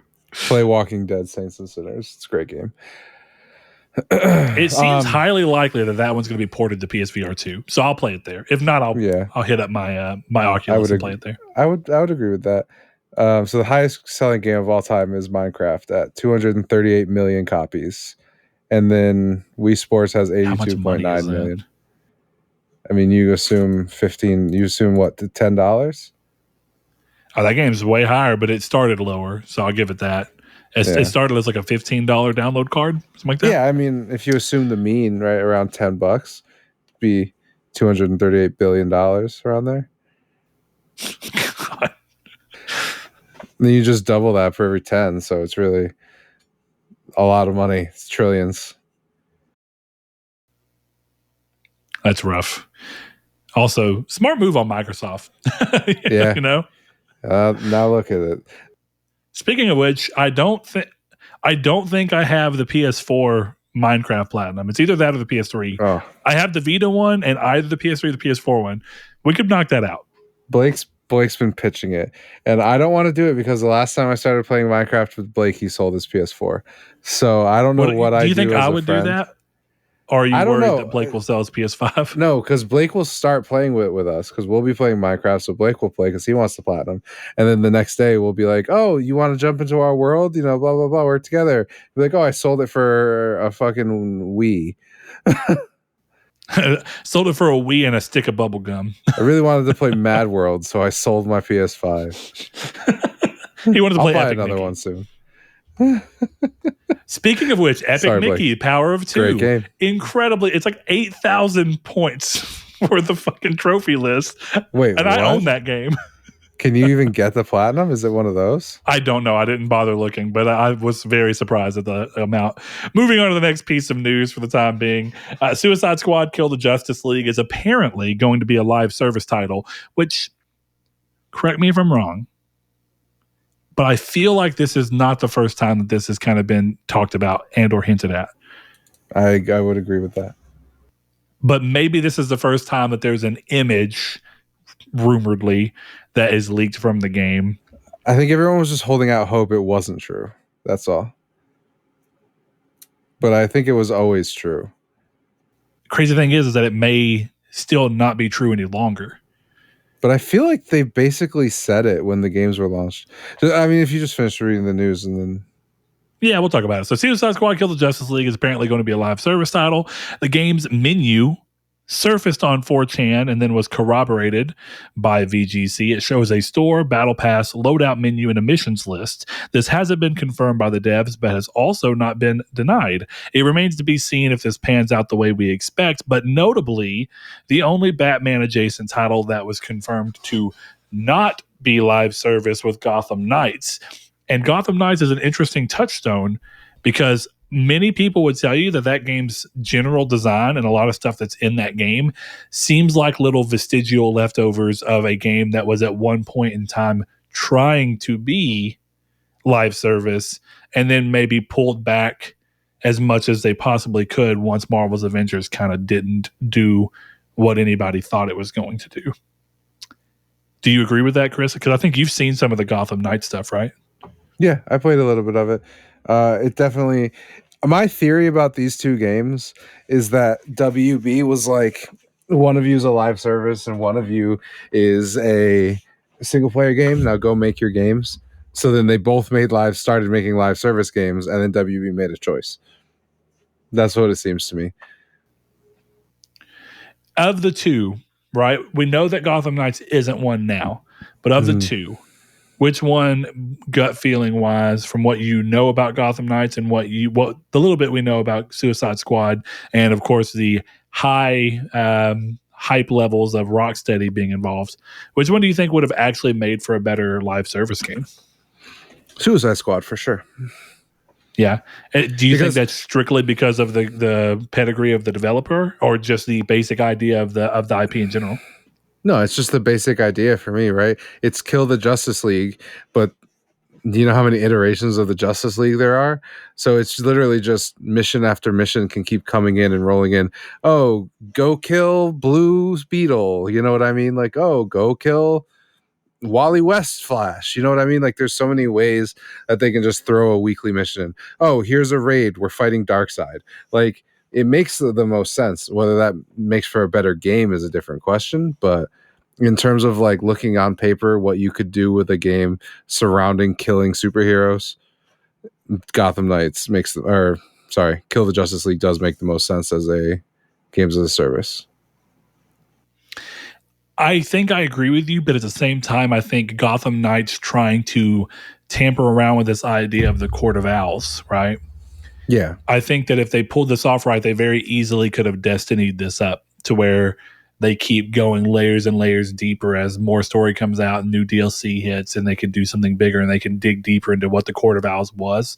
But I think all of that relies on the game that you get at launch not answering the question, giving you a resolution, something to look forward to that makes you go, oh, I can't wait to see what happens next. But then peel that layer back a little bit more and show me more of the Court of Owls, which are very vague and kind of shadowy organization. So you have a lot of wiggle room, but you still, and the thing within that, of course, is how much of DC do you want to pull in, or do you want to strictly try and stay within Batman's rogue gallery, which still gives you a lot to work with, but also not as much as a general Suicide Squad Kill the Justice League is great because there's no reason that pretty much every DC character cannot be present and accounted for, right? Exactly. I don't know. I just both work, but I don't know that a story-based live service game, at least the way it sounded like you were talking about, would work. Not for me, anyway. Well, I bring that up because Destiny is very story heavy, like very story heavy. It is, but almost to a fault. Yeah, but that's what I'm saying. You don't have to care about Destiny's story. Like it's a common thing, and we've said it before, to be like, oh well, hey, the new players can't play Destiny 2 from the beginning, so they can never get the full context. To which I would say, yeah, so I played 300 hours of Destiny. I don't know what the hell Savathun is. Well, that's what I mean by to a fault. It's so story heavy that it actually clashes with its general design from a game aspect. That's where I guess I don't agree with you, because I had just as much fun with Destiny as Sean does. I just don't give a shit about the Savathun and the missing Thussy, the Savathussy, whatever is happening in Destiny right now. Like, I don't care. But when I play Destiny, I like the story. I like shooting at stuff. I just said I like the story, but I like shooting at stuff. Like, that's what I play. That's where I would argue that Sean has a better time. Sean and I both have a better time because we have a better grasp. And there is, like, I do care about what's going on. I'm actually frustrated that the game, and I understand by the way that it is, but it frustrates me that the game does all this very important storytelling throughout seasons that basically try to force you to play all year round. And that means it's very complicated for me to come back and try and catch up, because I do want to know what's happening and I do understand a lot of what's going on. So whenever the Witch Queen hits, I'm like, oh, dude, they've been talking about Savathun forever. We dealt with Crota in the first game. Like, you know, we're seeing the fruits of stuff we did 8 years ago come into, you know, fruition. So I would argue that, yeah, you're right. You don't have to have it to appreciate the game and have a good time and even maybe love it and it'd be your favorite game to some degree. But I think that people who are really into Destiny, I think they enjoy it in a different way. It doesn't make yours wrong or anything, but to that end, right, just to get back to the conversation, I think that the same could be true of Batman or, you know, the Gotham Knights. If you did the Court of Owls, you don't have to care about the story, but that's for the people that do care, that are going to be like mega fans, that's the way forward. And then for other people, it just gives you a lot of opportunities to set up a bunch of opportunity for the League of Shadows, Ra's al Ghul. Ra's al Ghul gives you a lot of ability to kind of fuck around and do what you want to from a visual and gameplay aspect. One of the greatest boss fights in Arkham is the Ra's al Ghul Arkham Knight fight, or Arkham City fight. It's great. And that game is just 6 at best. But I think wrong. It's not good. I think my point is more like, yes, you're not wrong in what you're saying, but if you're thinking of the shell of a live service game, it's daily missions, strikes, raids, high-end raids, right? So it's not hard for me to think like, okay, you have the story of this game, you play through this game, you get that story. The Suicide Squad is still the Suicide Squad. So they go back to jail, and it's, hey, this season, we're doing the Golden Age Justice League. You have to kill 60s Aquaman. Like, it wouldn't surprise me if that's where they go, or they take obscure versions of it. You know, when they did like Justice League Apocalypse, like shit like that. They have the Justice League Dark. So it's like, oh, this month you're looking for all these guys, and Constantine is the main villain.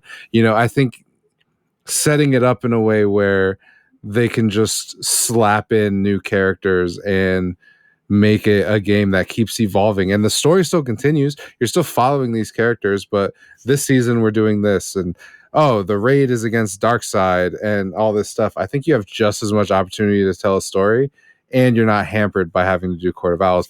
However, realistically, the big Savathun ass reveal in this game, it could just be the Court of Owls. Like, it's really not that hard, Because like right now it's Brainiac, and then it's like, oh well, Brainiac was actually being controlled by Darkseid, who's actually being controlled by the Court of Owls.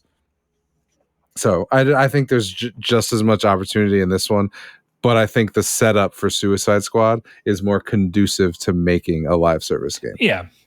Well, and just to clarify, because I mean you're right, and I wasn't intending to argue against the fact that ultimately people who love Final Fantasy 14 and Final Fantasy Final Fantasy 11, I guess, online, and World of Warcraft, there are undoubtedly a section of people who are super fans who care about every single story aspect that's happening, and then there are people who are just as many hours in the game, just as much love for the game, but they love strictly the gameplay aspect of it and the community aspect of it, and they're just playing with people, and they kind of have a loose idea of what's happening, but they don't care. That's probably the vast majority of people who play all of those games, because people who are more hyper fans, which is more what it would take to care about the story at that level, that's a little more uncommon. That's not as common as people who just kind of come in and have a grasp at least a little bit on what's going on. It's kind of like God of War can be one of the biggest PS4 franchises, and yet people have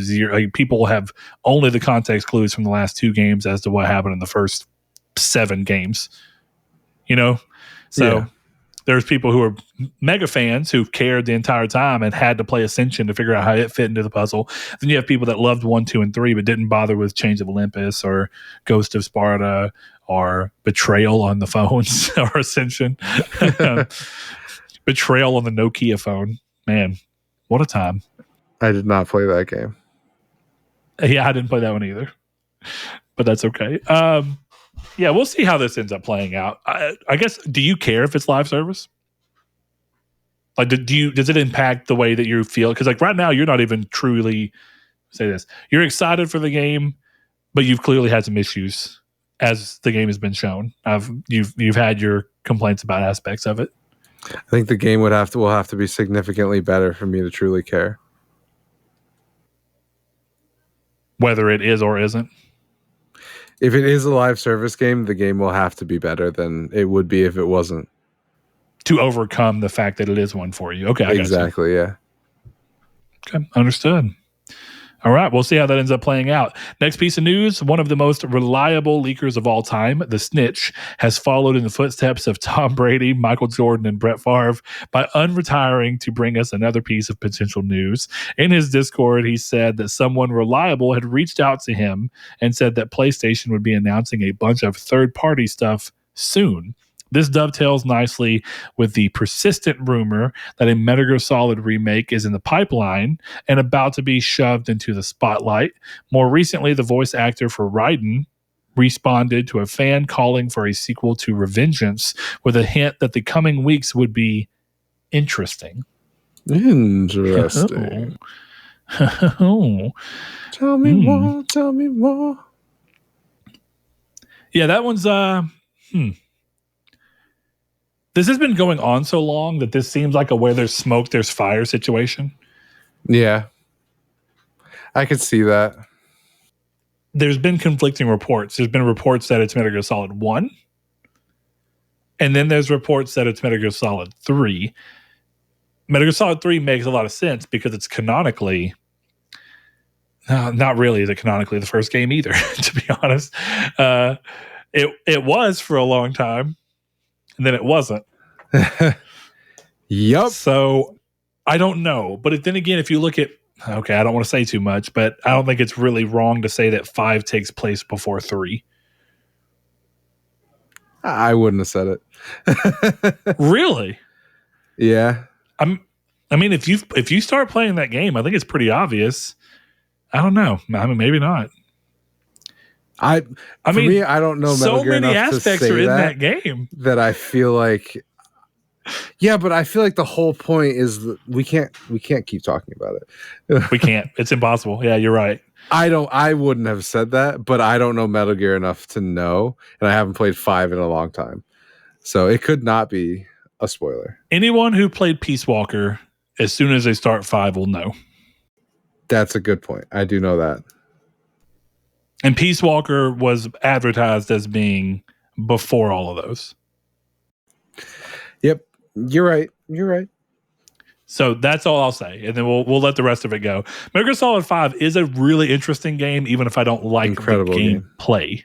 You know what I mean? Absolute 10 out of 10 game. Everything else is cool about the game. I say everything else is cool. There's a little bit of issues I have with the story, but that's more in storytelling because it very much is skewed the way that they usually told stories in Metal Gear Solid games for a slightly different approach here that is not wrong, but I don't prefer it. That mixed with gameplay kind of, I won't say soured me, but I didn't care to keep playing because you can figure the story out of anything if you just want to. Yeah, so I know what happens in 5, separate from having to play it. Man, I want to go back and play Metal Gear Solid 4. That would be a hell of a platinum. I don't even know if you can get that. You can. Because there was a multiplayer mode for Metal Gear Solid 4, but I don't think it had any trophies. I don't believe so. Unless, am I remembering that incorrectly? I feel like I remember multiplayer Metal Gear Solid 4. There was multiplayer. I do agree. It did exist. It's only 3,073. That's still pretty solid, though. It's a pretty good list. A pretty good game. Yeah. I wonder how difficult it is to get, though. That's a good question. It's a 10 on. To the next thing, this is an update to last week's Gears of Effect leak. It appears that the leaked sci-fi game from Sony is being developed by Outriders and Bulletstorm developers People Can Fly. This is all speculation, but appearing in the leaked footage was the word Red. People Can Fly had previously mentioned that a Project Red was in the concept development stage back in 2021. If this rumor bears fruit, it would appear that this game is still far from an announcement, let alone a release. So this goes into that idea of seeing things way before they're ready. But hardly is this an issue. I mean, same way we talked about Redfall. You don't want to say something really strongly about work in progress footage. Well, definitely when you don't know how far back the footage that you're seeing was in this concept. Though, if we look at what the leaker had said last week, there was the fact that the game was apparently much further along than what had been leaked. So we'll let that go through as it is.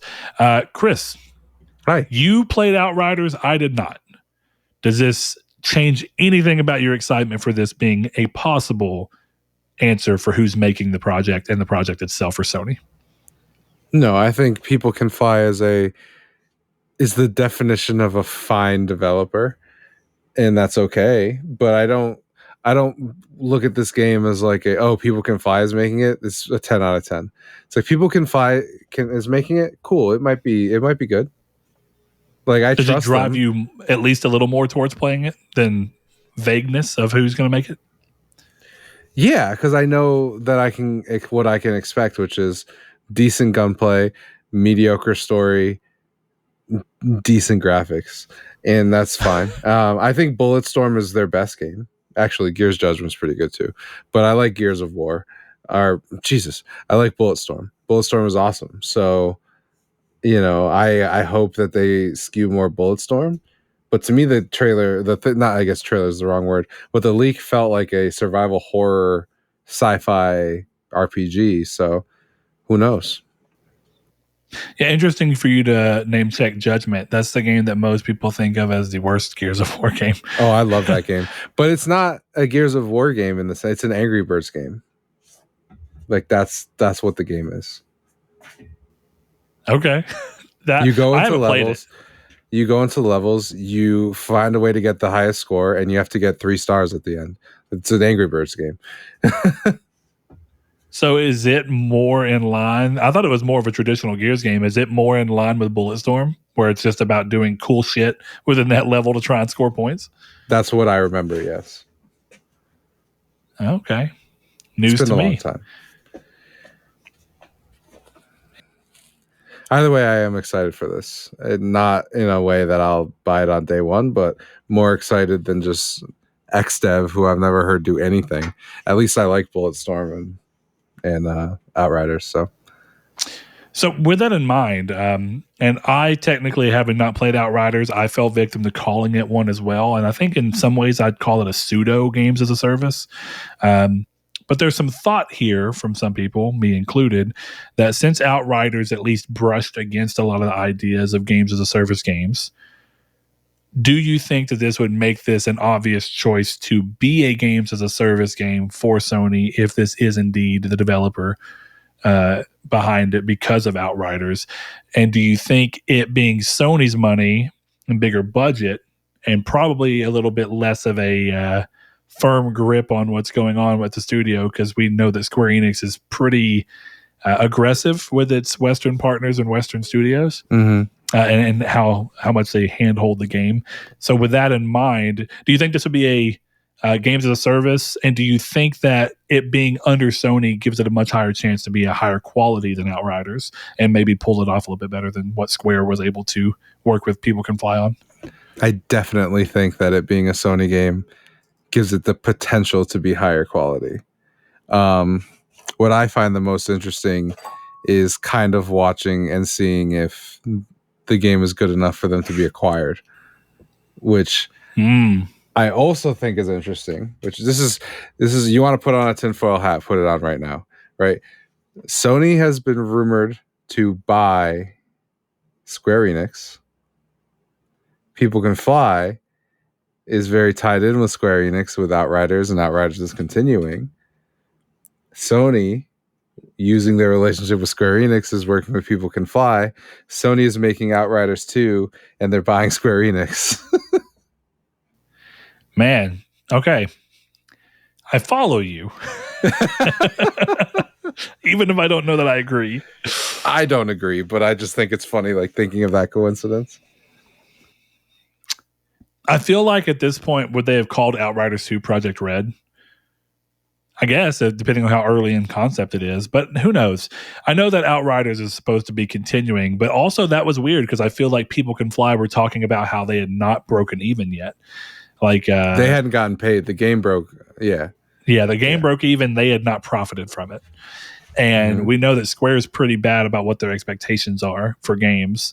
And not to say that they're wrong for it, but they usually have very high expectations. And it feels like literally every game that is not a Japanese game, and even a good chunk of the Japanese games, underperforms to expectations for Square. So it's a little surprising that Outriders is getting pushed along so far. It's either very cheap and a lot of good PR for Square, or Square is making enough money and it's just not set up to where it's enough for People Can Fly to start making money off of it past what they were initially contracted. Because, they got their initial payday, and then they just haven't made anything past that. So it just hasn't hit that expectation, even with the Game Pass bump. I don't know. Outriders is interesting, and it's good. I'm interested to see where this goes. I just like you can kind of feel, if this is true, like a little potential seed of when we're both 45 on the show being like, oh, Outriders has been purchased by Sony. They started their relationship in 2023.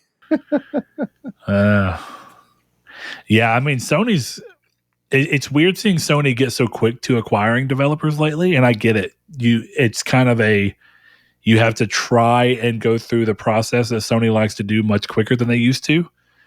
At least for developers that they are not as tight with, like Housemarque, they're very tight with, Bluepoint very tight with for a decade. So even though they didn't buy them immediately, they kind of knew that they had a good enough working relationship that it was unlikely to happen that way. But I think the days of acquiring Sucker Punch after 5 games is kind of out the window. I don't think that those exist anymore. I think Sony's looking for, do you work pretty well? Do we have a good relationship with you? Does your culture mostly vibe with ours? And does your first game that we do with you at least meet whatever internal expectation we have to then grow you from? Because we saw that they considered Returnal a success from everything we can see, but we also know Returnal didn't sell crazy numbers. I think it sold less than 1 million. Yep, I believe that's true. So with that in mind, yeah, I think if this game would do well, Sony might buy them, but why? People Can Fly could be their in-house shooter studio again, because they don't have one currently, unless the Guerrilla second team is working on a shooter, as has been rumored often. What are your thoughts there? Well, I think you buy them because I think buying teams that would be focused on live service may not be as flashy for gamers, but it might be the best way to guarantee we don't start getting disappointed by Sucker Punch going, hey, here's Ghost of Tsushima 2, Ghost of Tsushima Legends, which is a live service game. You know what I mean? Like, if you can build a stable of people to focus on live service with Sony San Diego, People Can Fly, maybe you go call Ubisoft right now, see if you can pry Massive away, and then you have a studio making you have a portion of your portfolio that's making live service games, so then the rest of your studios can focus on your bread and butter, which is God of War and Uncharted and The Last of Us and Ghost of Tsushima. Does that make sense?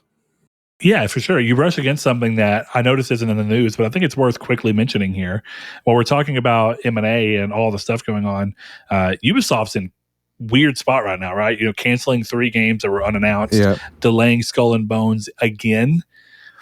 And then, of course, all the different things that we've been seeing them have problems with, with like Prince of Persia and what their expectations were with that new studio over in the Middle East and everything that's happened there. There's also some talk about them being interested in potentially selling. There's apparently some talk about Tencent trying to maybe go after them. But I asked in the Discord the other day, like, what are the chances that Sony would want to buy Ubisoft specifically to gain just a shit ton of studios and general workers? Because Ubisoft would not be that much money. No. They have a lot of studios that are talented and can make great games, but they're usually made under very tight crunch and with a lot of influence from upper management and a lot of like, well, we're going to do things because we want to work towards NFTs, or we're going to do things because we want to work towards subscription. We want everybody to be using Ubisoft Plus or whatever the hell it's called now, Ubisoft Connect. Uconnect. Yeah. So with all that in mind and looking at what they could gain from people like Massive and what they might be able to do to studios that make games like Assassin's Creed, which you can argue, and I said it last night, Ghost of Tsushima in many ways, and even to some degree, games like Horizon, both of those, are Ubisoft games at a much higher quality than Ubisoft does. So what's the value of Sony buying Ubisoft and being like, we're going to let you make your games at this quality now and without pushing for monetization in this area and this in this area? You know what I mean?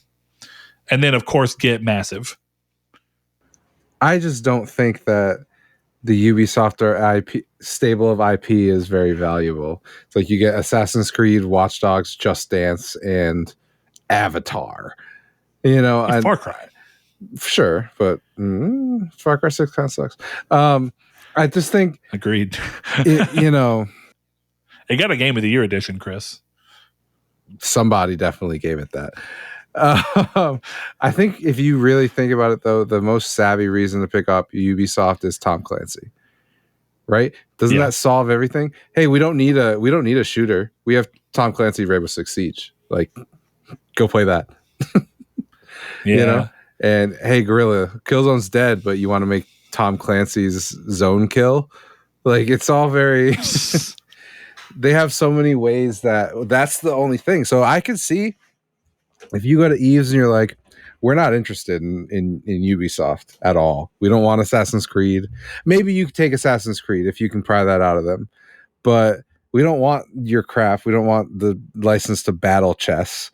But we do want the Tom Clancy name. We want the IP, and we want Massive.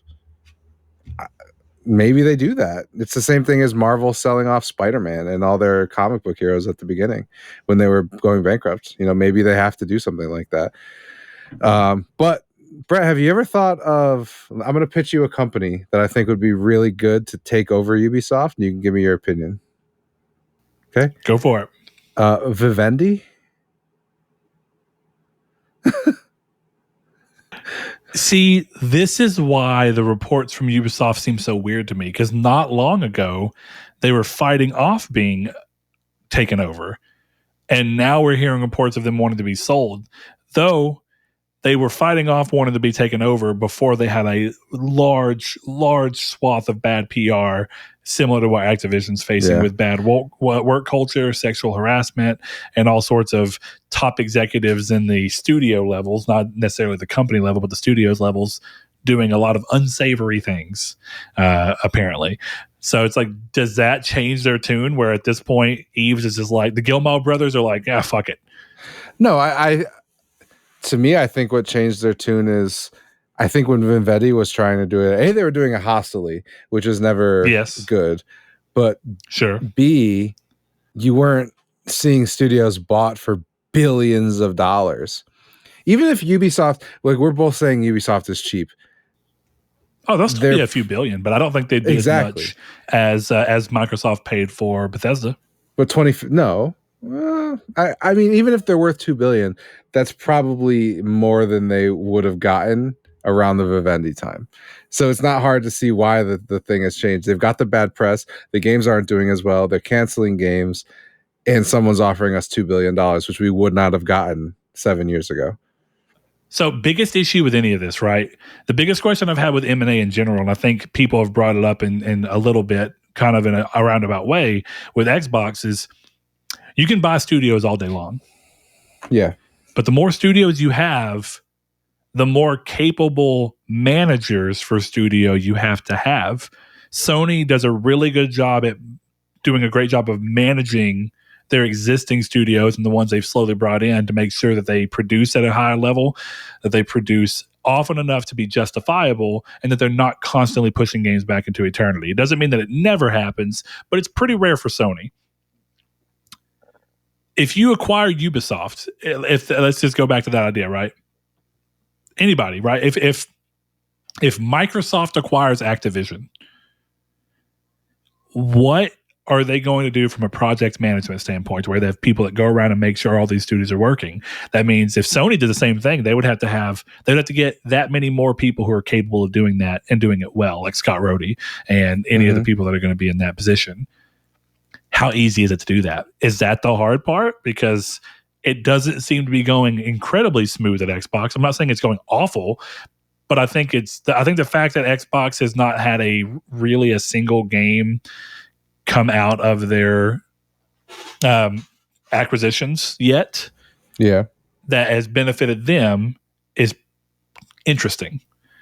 And you can look at games like Grounded, but I feel like Grounded existed in some degree before Obsidian was purchased. But even if not, fine, okay, good. But we have yet to see from they acquired like 10 studios in a year and a half or 2 years, maybe even more. I guess with Bethesda, they absolutely more, and yet we've not seen anything actually come from that yet. What is that? And is that the same thing that Sony could be facing if they get to where they try and acquire something big like a Ubisoft? Because we talk about Bethesda being $7 billion, right? Let's say Ubisoft's $4 to $5 billion, right? So maybe they can get them for less. How do they adequately actually make sure that they can work all these studios and manage them in a way where they're productive and don't become a cost sink? Or is that arguably where Ubisoft already is? Well, I think they're already there. But I think the thing is, it's interesting because they got raked over the coals a little bit online, Ubisoft that is, for saying in an email that was leaked with all this information that the developers needed to step up and start making better games. And I noticed a lot of people were talking shit about them, being like, listen, you're the managers, you're the ones who are supposed to be shepherding this thing. And I don't know, it's interesting because maybe it's because I'm a manager, right? But I look at that and go, if my cooks are putting out shitty burgers all the time, then the reality is, yes, I'm doing a bad job because I'm not holding them to the proper standard, but they're doing a shitty job too. And they're directly responsible for the burgers. I can't cook a burger on Expo. You know what I mean? I can sell the burger, but I can't cook it. So yes, I have to step up and make sure the standards are met. but they have to make the burger properly. And I think that's the same thing we're looking at here is, they could probably have a better manager, but they also need the employees to step up. Yeah. I think clearly it's both, right? You have to have managers that hold people accountable, but part of holding people accountable is that repercussions come when things aren't met to a certain quality level. Mm-hmm. And because, a lot of people, I think, have to try and fight that idea of like, what is reasonable, right?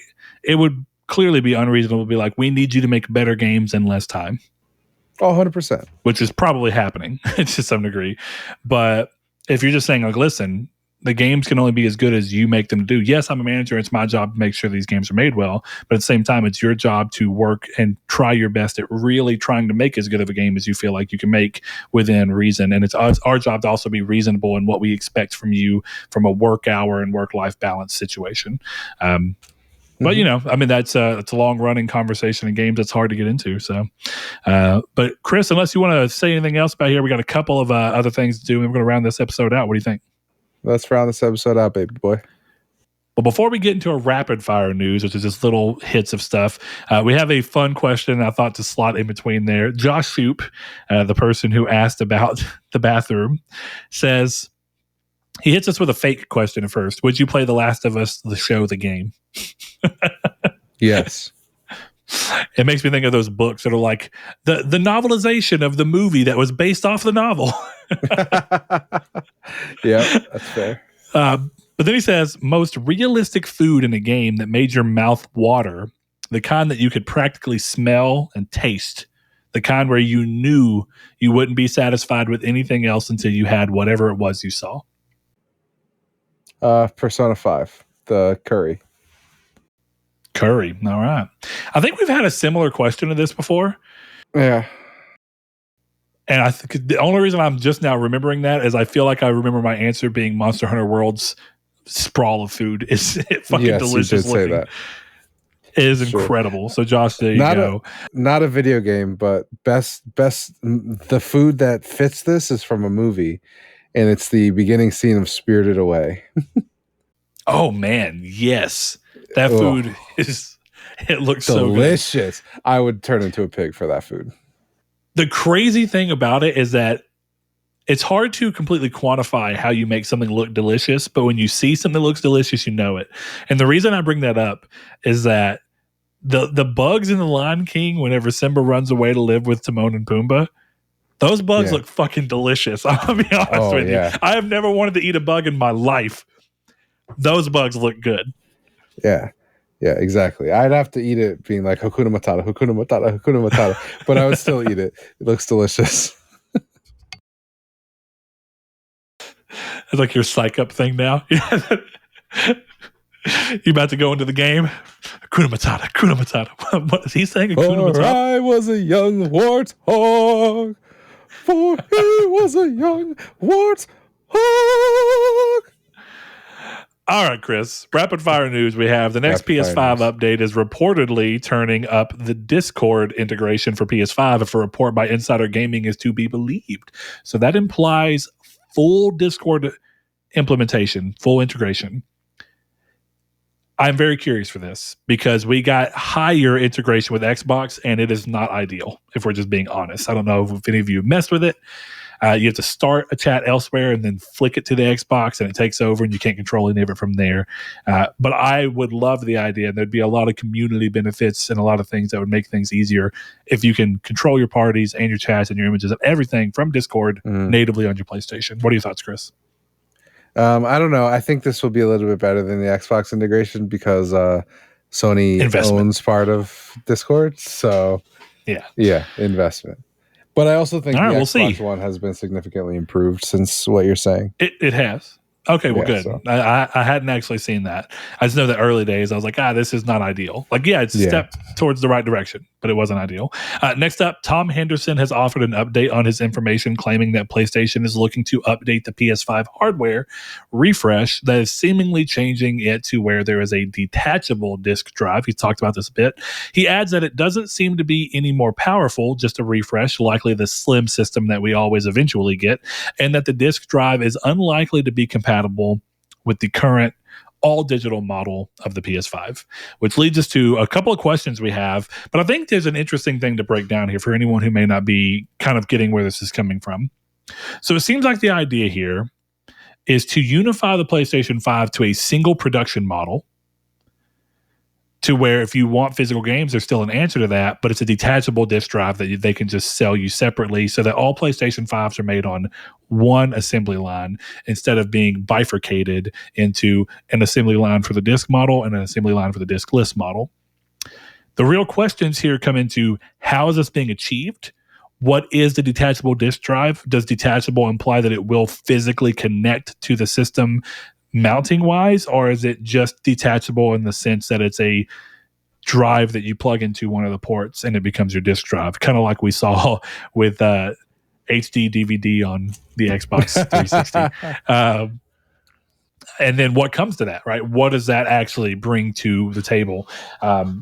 So one of the questions we got, and I think it's a really interesting one to ask, Josh Ayers, one of our patrons, says, do you think the external disk drive means that they will have longer install times when reading from the disk, or will we need to remove a faceplate and install the drive onto the system to use a custom port to get normal read speeds or slower speeds through USB? So basically he's asking, is this something that will need to be connected into a dedicated port to get fast transfer speeds, or will it be slower through USB? And I think for me, the answer is somewhere between. The PlayStation 5 right now has a very high speed USB-C port on the front. And that is what the PSVR 2 is going to be using. So if this is a new model, maybe they'll add a second one of those so that the PSVR 2 one will still exist in its capacity. And then this drive will be able to connect to that disk to give you ultimately the exact same transfer rates that you would expect. Though we just don't know yet. I think a physically detachable disk drive seems very unlikely. I think it's too unwieldy to sell to the general consumer. What do you think, Chris? I think it depends on the new model, right? Because if it's unlikely to be connected to the current all digital, I would be willing to bet that the PS5 Slim will have no disk drive. This will come as a supplement, and it'll look like when you the rumble pack for the N64 kind of thing. You just stack it right to the top. Yeah, maybe. My thought realistically is that their real go around may be a dedicated port. Yeah, I mean, that yeah, is that's not what on the original, and that's why they're getting there. Yeah, so even if it's not physically on the console, it's still being connected through a cable at a dedicated port, so that it's not reliant on USB speeds or anything else. It can be dedicated port. I think that they would face some backlash to that, 100%. but it is what it is. And yeah, so the idea is that you would just get this. If you buy a physical one, it'll come with the exact system that doesn't have one, and then this to supplement that. But the reason I'm thinking two ports is because if they want it to be physical, they should still want you to be able to do physical versions of PSVR 2 games, which means you can't take up the only high-speed USB-C on the system. So, yeah, I mean, that makes sense. Yeah. Yeah, I don't think that they would do this move to further hurt the consumer base, but who knows? With that in mind, though, Rude Days 93, another patron, says, so with the detachable disk drive and the continued growth of digital purchases, how many console generations do you think it will be until Sony and Xbox both go 100% digital? The PS6 gen, the PS7, or never? Chris. Yes, hi. You're all digital already. Pretty much. I think you have a slightly different answer than me. What are your thoughts? I don't think they'll ever do it until it's the cop out answer. It won't. They'll never do it until the internet is so good that everyone can do this. Mm-hmm. That's, I think, what it is. And the thing is, like, I don't buy everything digitally either. Like, I have One Piece Odyssey I bought on disc. Sorry, Brett, but I just pre-ordered it. I was like, fuck it. Like, I'm just gonna pre-order it. I forgot it was coming. It got shipped to my house, and I paid the $70. So, I don't know. I think there will always be physical until the internet's good enough, or until they're willing to say, "Oh, you in bumfuck nowhere, sucks to be you." I don't know if they're going to do the second one. So they're a corporation, so I'm inclined to agree with you. My general answer is yes, they will not do it until they know that they are not losing 20% of potential sales. And that's not only Sony, that's every publisher. That's every single publisher. Yeah, they prefer you to do digital because they're making just as much money off of you without ever having to worry. Well, it's a little different, right? Physical is a little bit more beneficial because I worked at GameStop. I can kind of tell you there's not as much of a take. Um, I say that. Actually, I never thought about doing the math outright, but they take about $8 from a physical game, but there's other costs that come into play. So if you think about a $70 game and we're saying that they take 30%, for any digital game, Sony is getting $21. Right at $70. But if we look and we think that used to they took about $8 whenever a game was 60, I think that went to like 12 or 15%, but there's also shipping cost and manufacturing cost. So they kind of balance themselves out in a way there. I think where you might see this come into is that physical still remains a way for publishers to try and get more money. Definitely if Sony or anybody ever decides to try and up their percentage, if they ever thought to do that. I don't know if they'd be able to get away with it from a legal standpoint. I think there'd be some anti-competition stuff that would try and come in. I don't think it'd be anti-competition. I don't know what it would actually be, but we saw that become a big issue. It might be anti-competition because we saw it become a very big issue in the Apple Epic lawsuit. But with all that said, my real hope, and they're a corporation, so it's unlikely that this is it. My real hope is that they will never go 100% digital until digital media rights have been reworked to where you genuinely own what it is. But that's not something a company is worried about. Yeah. Clearly, the reason they're trying to move everybody towards streaming and all these things is that you never have to own the game. If you think, going back to Ubisoft, if you think about Ubisoft's crazy gold editions and stuff that's like $140 with all this extra bullshit, I think it's pretty clear that they don't really expect or care if anyone does buy that. Undoubtedly, someone will buy the physical version of that. What they're really trying to do is get you to subscribe to Uconnect or Ubisoft Classics or whatever their service is that they have even on PlayStation, so that you get all those things through a subscription service where you never own the game, and yet they still make a bunch of money off of you, but they don't have to worry about things like licensing or keeping certain things up. And part of the reason I think that is, if you remember, Ubisoft killed a bunch of DLC and online aspects of a bunch of games for no other reason than just that they wanted to, realistically. So if you think about that, I don't want to see that happen across the entire industry where you can't play DLCs or certain games because they've just been removed or you never owned them to begin with, so they don't exist. And that goes into the conversation of video game preservation.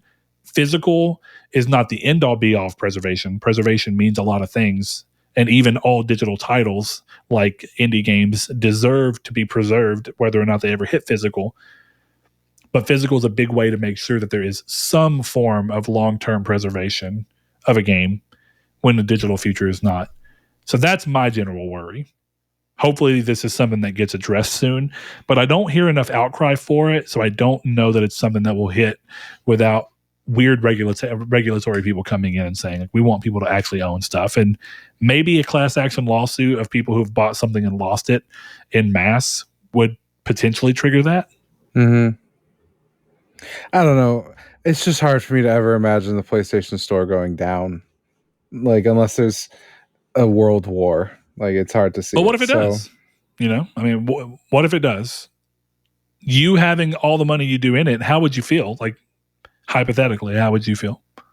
Devastated. That would be awful. It's the same reason why I talked to you and Blake about, like, I want to buy a PS3 and vacuum seal it and put it in a closet, strictly because my collection is so big that if the PS3 I use dies and I can't get one down the line, like 20 years down the line, I'm like, oh, my boy, it's time for you to see the magic of Fallout 3, and then that doesn't work. Right? Like, that would be devastating. It's the same thing here. It's like, yeah, okay, let's play Last of Us Part 1 on Brett's account, you know, and then it's all dead, so I can't do it. Yeah.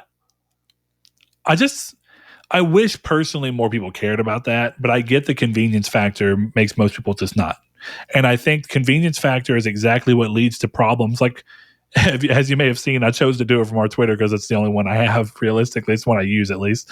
I've been having issues with YouTube Music where albums I like to listen to or songs on specific albums just aren't showing up for me. And I don't know if it's a me problem or everyone problem, but I don't like this taken out of my hands. And the convenience factor of being able to listen to any album at any point in time has slowly but surely kicked me from me buying a physical version of every album that I like and then putting it on my computer and then putting it on my phone, which means that those things can never be taken away from me because I would have all the stuff for them. So I worry about that with gaming because I've already seen it happen to music. Yeah, I mean, that's definitely fair. I just think with games, it's harder to, like, what's really the situation where something's going away? And maybe a controversial take is, does it matter that it's going away? Well, a good example, not that it's a fantastic game. I think it's a pretty good game, though. Deadpool for PS4. It's a game, and PS3, I think, actually. It was a cross-gen. Yeah, I have it on PS3. Amazing Spider-Man 1, Amazing Spider-Man 2. These are games that are no longer available digital, and that means if they never released physically, there would be no way for anyone new to ever play those games. It'd be PT all over again.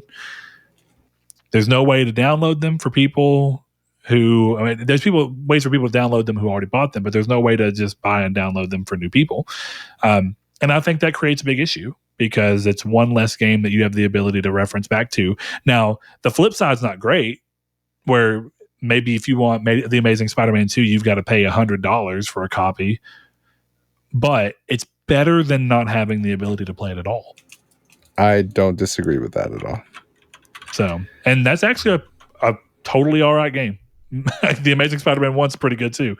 Actually, I think it's better than Amazing Spider-Man 2, but all that saying, it's a problem that I just see. That's where in the all digital future, if you truly own that digital license and it is yours to do with what you please, then we're back to the same thing. Anyone who's willing to give up their digital license for Spider-Man, Amazing Spider-Man 2 can sell the digital license to another account and transfer it. But that's not where we are because you don't truly own that digital license. It is you paying full price to basically rent something for as long as their service is available. Well, it's also a question of like, why would they ever let you do that? Why would they ever let you transfer things between people? Like, why? Yeah. Like, there's no reason. Well, if you really, if you want to put business reason behind it, you can say, well, listen, because you're having to use our servers to do that, it is still your product. It's still yours. But because you're having to use our account system to tie these things around, if you sell the game to somebody, we make a back end on what you sold. That would be their business reason to do it. Hey, we take 10%, 5%, whatever it be. eBay it, right? If you sell a game on eBay, you pay eBay 10%. Sony says you sell a game to another PlayStation user. Okay, cool. We'll transfer it to their account. But because you're having to use our servers and our accounts and we're having to do a little bit of back end transfer work, we take 10%. I think it's a better future than you don't own it at all. And you can't sell it, get rid of it. You can't do anything. Yeah. I mean, again, fair. I just look at my library, and maybe it's because I've gotten older and I have, I guess, more money than I used to as a kid. I don't look at anything in my library like, I wish I could get rid of that. I look at it as, yeah, I probably shouldn't have bought, Lost in Random because I never played it, but I don't mind having it. And that's how I've always looked at it. So I just wonder how much, there's definitely an outcry for that, but I don't know that I see it as something that they're gonna do. It seems, it sounds bad, but it seems almost too pro-consumer. Well, yeah, that's an issue in my mind. Every move towards digital has been inherently worse for the consumer in the grandstand of whether you own something or not, and it's also been worse for the artist because they make less money than physical and traditional sales did as we move towards streaming. It's the other reason I think people are scared of gaming. Musical artists do not make nearly as much as they did whenever you actually had to buy their CDs. And that's why, I don't know if you've noticed, it's always been a thing, but here lately, touring is a big thing, even for big bands, because that's where a majority of their money comes from. And then secondarily, a big push for merch, because that's essentially what being a band is nowadays, is your ability to sell clothing, apparel, and make a good markup on it. You can still make money from streams, but it's not what it was. And I think that game creators are very likely looking at that and worrying, is that what it's going to be like for us if we move to a thing where all games are essentially part of a service and there is no buying individual games? And I hope that that's not where we go to, but we don't know. But that's fine. Chris, you want to give everybody an update on our Metacritic situation? Yes. So Brett is the first loser of the fantasy draft, as his pull of Lost Soul Aside was delayed to 2024. I don't even know if delay is the right word. I don't know if it ever had a true date. So you get a whopping 0 points for Lost Soul Aside. And then Persona 4 Golden. Reviews are coming up on Metacritic, and as of recording, it has a 92. So Chris has a 92. Lost Soul Aside was one of my wild cards, if you remember. Yeah. So I'm not surprised. I'm disappointed because I want that game to come out. We've been knowing about it since 2016, 2017. It's just a long time. There's a lot of aspects that have gone into it, like increased scope and scale and all sorts of things. But it's getting a little disheartening to see this game continuously move. And you're right. It's not necessarily a delay, because they've never given a hard date, but they're always like, oh, it's looking like 2023. And they're like, no, it's looking like 2024. And before 2023, it was, it's looking like 2022. You kind of get tired of seeing that. So it is what it is. But I'm happy for you, Chris. 92 is pretty good. Thanks. I'm pretty hyped. I was a little worried. Brett, while we're talking about it, would you like to add any games to your docket? At the moment, I think I'm good. You think you're good? Okay. Yeah. I clearly, need to is a strong word. Strategically, losing Lost Soul aside, this is actually the better thing. This is a good clarification too. Does a game not coming out in that year mean that you put a 0 in its place, or that it just doesn't go into the list? No, I'm putting a straight 0 in the list. Okay, if that's what it is, then arguably there's more of a necessity for me to add a game to offset the 0. Yeah, because I think if we don't do that, then we just go to the rules that I had originally set to begin with, and that we switched up, because you would be doing the same thing. If Lost Soul Aside doesn't count and you don't lose points, you're at an advantage.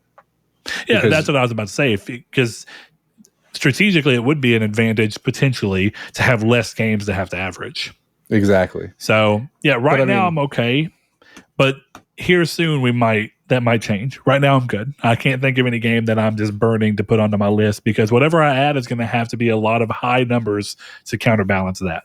Yeah, you also I have Final Fantasy VII and Wolong Final the Fallen Dynasty, both of which very well may not come out. So we both have games that very well may not come out. Pikmin 4 is a wild choice. I don't know if that game even exists. Yeah, fair enough. All right. Well, with that in mind, we're going to wrap the show up with a couple of random questions we got. More serious one. Jehudi MD, one of our patrons, says, what are your opinions on the Zone of the Enders series? It was a promising series, not so much with the first free game that came bundled with the Metal Gear Solid 2 demo. The second game had more promise, and it's unfortunate that any future is practically non-existent. So I'll tell you, the game that came with the game that you could buy, and it came with Metal Gear Solid 2. So the first game, I played very, very little of. I had a friend who got it because they were huge Metal Gear Solid fans. That is the extent of my experience with the series. I know what it is. I am familiar with it. I think it's an interesting series, but I never played 2. I saw some of 1. I kind of think I remember what happened story-wise whenever my friend was playing it, but I only physically played it a little bit, watched him play a good chunk of the rest of it. So I don't have strong opinions, but it's a very cool-looking series that I wouldn't be surprised if it came back, but I also wouldn't be surprised if it never does, because Konami has it. Chris, you ever played it? I don't even know what it is. Oh, really? It's like it's a mech game, right? Yeah, Yeah, basically. I've seen the box art when I go through the store, but I've never even looked at a trailer. I hope it's good. Maybe it comes back. That would be cool. Yeah, well, it kind of did with VR, or not even VR. I think it had a VR mode, but they had Zone of the Enders. What was it called? The Second Runner Mars. And I don't know if it was. I don't really know how to describe it. I don't know if the Mars aspect was like new content on top of like Second Runner, or if it was just a remastered version of 2. I just don't know. So I know that there was some issues around the Zone of the Enders collection that they came out with, and that I think Zone of the Enders 2 specifically, may have been 1, may have been 2, had to be completely redeveloped by a different developer to fix the issues that were going on with the original release. I might be mixing that up with another game, but I feel pretty confident it was Zone of the Enders. And that's why initially I didn't play it whenever the remasters came out, but I never got back around to it. So yeah, clearly you think it's a pretty promising series. Maybe we'll see it come back around, kind of like Armored Core has eventually made its way back around. I think that would have to make Konami or Kojima getting very big again, and someone wanting to do that, because I think Armored Core only truly came back because Dark Souls and Sekiro and Elden Ring have done so well that you could put From Software's name on pretty much anything and be like, there we go, baby, selling. I'd like to see them experiment with that, right? Like they do From Software's Parappa the Rapper 3 and just see what happens. Miyazaki's just out there like, this is the best game we've ever made. You made him sound like a British dude. This is the best game we've ever made. I guess anything's possible. Except for that. Sony owns a little bit of them, so who knows? Check out our staple of IPs. You want to make Uncharted 5? No? Oh, I thought you were talking about him being British. I like, turns out Miyazaki starts hanging out with Jim Ryan a whole bunch. Picks up an English accent. Oi, bro, have you ever thought about languages being spoke with an accent? Like, have you ever thought about speaking Japanese with a British accent? Like, does that exist? I don't. Can you even do it? You probably can do it, right? I would imagine it's like someone who says they know how to speak Japanese, and they do, but they have a very thick accent. So they're like, every Japanese word that they're throwing out just has like a British twang to it. Well, I guess you could, right? Because my brother speaks Spanish in an American accent. See, because I speak, well, okay, this is true of everyone, right? Your primary language, you tend not to think about it, but we live in America where English is predominant, and there's very little push to make people learn secondary languages here because society doesn't really expect it of you. Whereas it feels like a lot of other areas, like Japan, if I'm not mistaken, it's pretty common for you to learn English as a second language just because of how common it is.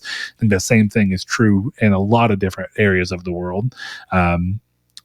So it's weird to think about as an American who's only ever had to really worry about speaking English. Like, I know Spanish because I had to take a little bit of it, but I had to take 1 year of foreign language class in high school here.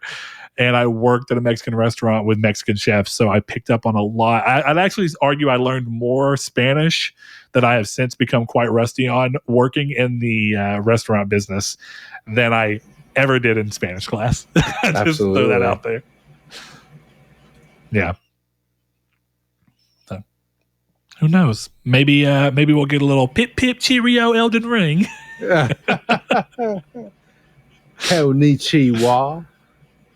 Oh God, that sound like Brad Pitt in Inglourious Bastards when he's trying to. Thing. Buongiorno. Buongiorno. God, what a movie. I should watch that again. What a movie, indeed. All right, we got one more question here from Josh Shoop, the man who tries to throw crazy wrenches into everything we do. He says, the classic game of Fuck, Marry, Kill. If you don't know what that is, I don't even know if I could help you. Basically, you get given 3 names. You have to determine which of them you would fuck, which of them you would marry, and which one of them you would kill. And you have to do at least one one of each to one person. So the 3 candidates that were given to us: Tom Nook, Okay. Waluigi, Uh-huh. and Waka. And I have to assume he's saying Waka from Final Fantasy X / Kingdom Hearts. Not the I don't know any other Waka. Not the sound Pac-Man makes. Why? It's Pac-Man. I mean, if it's Mrs. Pac-Man. Clapping them cheek. Is that a 2D joke? Yes, it was a 2D joke. Thank you. That's nice. Anyway, so Chris. Hi. Yeah. We have to delineate Tom Nook, Waluigi, Waka. Do you want to do them as a group, or do you want to go by person and figure out their best role for this game? I think I have my answer. I don't know if you have your own answer. Go for it. I think this is clearly Waluigi, Waka, Tom Nook. Okay, so you fuck Waluigi. Yep. You marry Waka and you kill Tom Nook. 100%. And you said very clearly. I think it's very clearly that. Yeah. Okay, so here's the thing. Oh boy. All 3 characters are known for what I'm going to put out there as potentially annoying accents. Speaking of accents. Wow. Right? Wow. I'm assuming that there's a point in my life where I would want to kill Waka for constantly being like, brother. I can't even do Waka's voice. That was honestly terrible, and I'm sorry I attempted. Let me go back. You know what Waka sounds like if you've heard him. I don't know that I could hear that constantly every day, day in, day out. It's probably the best of the 3, because the other one is wow, wow, wow, wow, wow, Luigi, and then the other one is Tom Nook, who just or whatever the hell noise that I hear from my wife's Switch whenever she was playing that game. I wonder, do you think I think the problem with Waluigi in the fuck and the marry category is that I feel like you'd end up with like I'm a coming. Wah, wah, wah, wah, wah, wah, wah, wah, wah, wah, wah, wah, wah. Exactly my problem. But secondarily, the problem that you end up with Tom Nook is, how does dirty talk go? Like, as he's dirty talking, are you having to like look at the bubble that's coming up above his head? It's just me.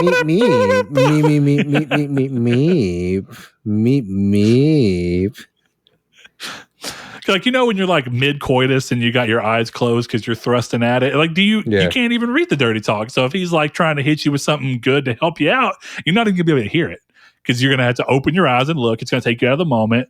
So it's like, unless that's your fetish. I like to read my porn. What if he just does like movie clips? I do have a manga called Dick Fight Island, and I just want you to know I got it given to me as a gag gift. Open it to any page, and you are going to laugh. It's so crazy and over the top. Okay. Read if you want, right I now. can give you a little bit more of the basic scenario. Yeah. What's it about? Okay. Basically, it's an island where people are fighting, and clearly they're fighting with their dicks. But here's the thing. Your dick has like a weapon on the end of it, and the fight is to try and get the other person to climax before you. What's this called? What's it called? Dick Fight Island by Ike Ryboon or something like that. I've got it sitting not far from me right now, because we like to just, whenever we're playing Yu-Gi-Oh! Night, we did it to one of our friends. He was walking in and we had to open. We're like, hey man, have you checked out this new manga? And showed him a picture of some very crazy stuff. So it's like them pinching each other's nipples and very interesting things. You should look it up. I won't go into much more detail. It's a hilarious, very graphic series. Hell fucking yeah, I'm into this. I mean, I haven't read it. I don't know. I don't think that's what you're into, Chris, but that's okay, buddy. Hey, man. Basically, there's a bunch of strategy about getting to know the other people so that you know what they like sexually, so that you can exploit that against them. It's funny because I've seen Dick Fight Island Volume 2 at my local Barnes & Noble multiple times. And you didn't know what it was? Yeah, I didn't know. I've got Volume 1.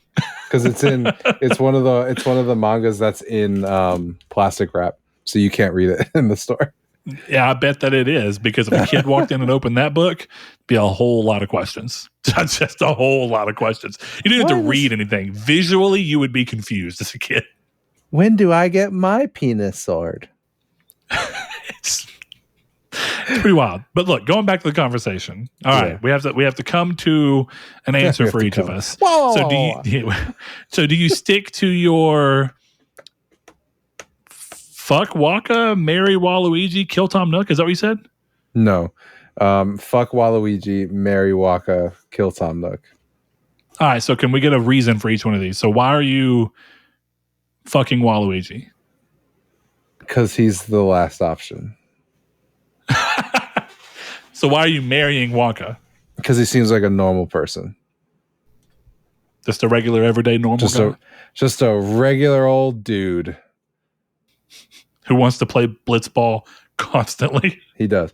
I actually have great reasoning for Tom Nook, though. I would kill Tom Nook because he's rich, but he's not rich in terms of what's in a bank. He's rich in terms of things I can steal. So I would kill Tom Nook, steal all his bells, and then I would sell them and be about $50,000 richer in real world money. But if I got to live on the island, because you got to think, if you're killing Tom Nook, you'd have to travel to the village where you play in Animal Crossing, which means in this scenario you could stay. So me and Waka could live in an Animal Crossing village, thus being rich in bells because we've murdered Tom Nook and become the new mayor. It's like in control. I get you. So you get to live off of the money you got from him. Now, how do you know he carries all of his bells on him? I don't know. I'd imagine you just trust that he does. So then I would just hold him hostage until he does, right? Just keep him in a maybe a pit, and just look at him and be like, oh, he puts the bells in the baskets.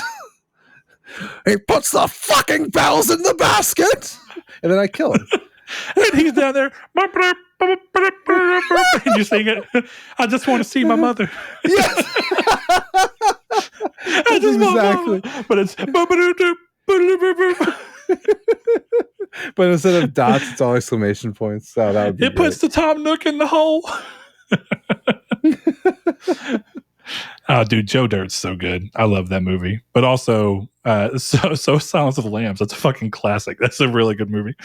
Oh God, just imagining you as Buffalo Bill sitting up there. Do that for a Halloween costume this year. Buffalo Bill. Would you fuck me? I'd fuck you. What a picture. So there's so many questions though, because right, if you're putting yourself, so if we put the kill situation through the Buffalo Bill situation, right? If we put it through that scenario, think of how each one of these would go, right? Mm-hmm. Waka would probably be the closest to the actual Silence of the Lambs story, to where he would just be like, "Hey man, I want my friends. I want it."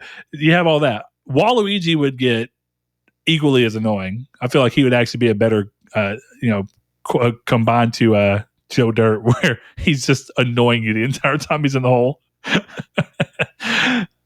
Wait a minute. Are we implying that you want to wear Tom Nook? You want to wear his skin? Yeah, I could always use a new hat. That checks out. He's an animal. Right.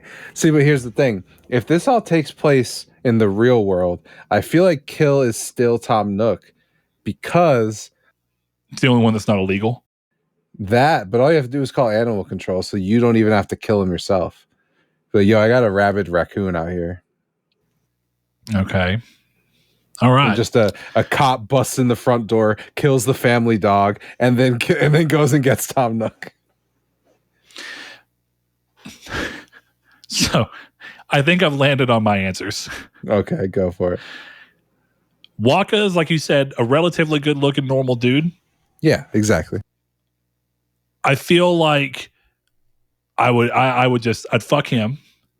I would marry Tom Nook because he would be like my own spin on having my own Silent Bob around. But instead of it being Silent Bob that's a mute, he's a dude who just sits there and everything that comes out of his mouth is just and then there's this little text bubble that comes up and he has all sorts of wisdom that he can offer to people. Yeah. And then kill Waluigi because he'd be the most annoying one to me personally. Though I'm going to throw this out there. There was a girl, I think on TikTok, I don't even remember at this point. There was a girl who dressed up like a sexy Waluigi, and it wasn't entirely not working if you're catching my drift.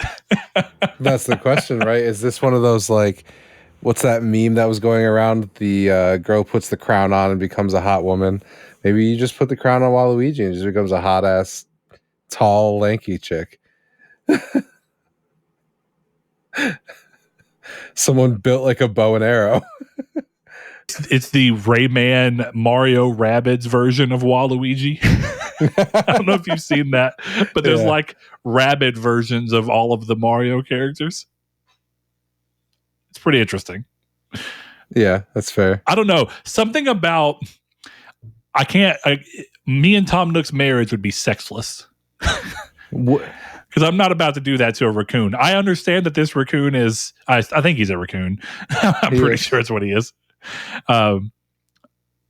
He's still an animal. I know that he is smart enough and clearly consentable,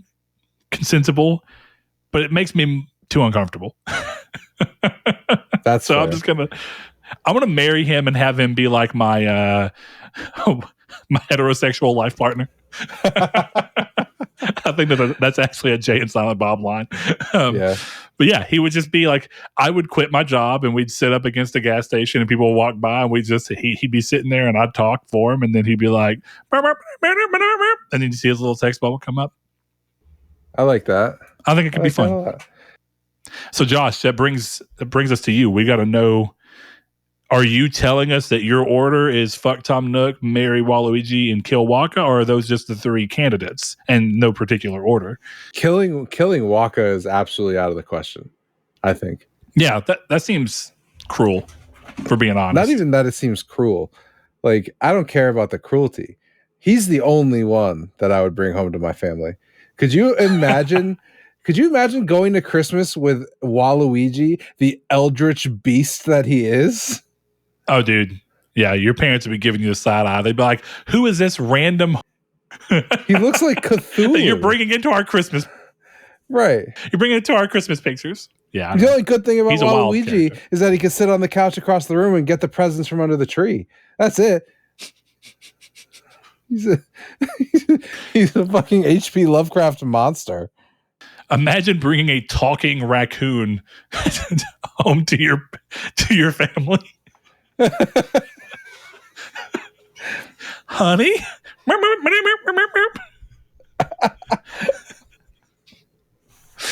Holy shit. Then again, I could also imagine a scenario where your parents just your whole family finds him so charming with his little and every time his little text bubble comes up, they think it's so novel and they're like, oh, look how cute he is. I guess you could get away with that though, because it would depend. Hold on, this is important. Do you have to talk to Tom Nook the same way he has to talk to you? So does he understand English, or do I have to go beep, beep, beep, beep, beep, beep, beep, beep? Because if that's the case, then I could just tell my parents he's a pet and he'll never know the difference. That's fucked up. He's over here like, he's bringing me to see his family. This is so cool. But hold on. Don't you think because your parents would be able to see the text bubble that you see. So he'd be talking as if he was your partner. See, I assumed that the text bubble would Only be just you a would me know? thing. Yeah, it's like a mind connection thing. Okay. All right. Fair enough. All right, well, we have our list there, Josh. We got to get yours. But otherwise, that wraps up episode 291 of this very, very interesting show at this point. Yeah. Thanks to our patrons. I was just thinking that. No, but shout out to our newest patron, Brandon. I guess I was. I mean, hey, that's what it is on here. But Bedwards 530, Teddy B, as he likes to be called. Hope you didn't mind me putting your name out there. If so, call me, harass me. I'll do something about it. We have Savoy Prime, Alex, Barry Rogers, Stingray X, It's a Sin to Win, aka Sean, Aztec King, Lecheon69, The Lord Corgi, Salvador Garcia, Hammond Egger, Bailey Robertson, Cypher Primus, Kyle Grimm, Rude Days 93, Kevin Bacon Bits, Christopher, Danny Villalobos, Jehudi MD, No Fate, Josh Ayers, Derek Porter, Donovan Williams, Constantly Kinney, Matthew Green, Sean Santarude, and Steven Salazar. Thanks to each and every one of you. We'll see you next week. Bye.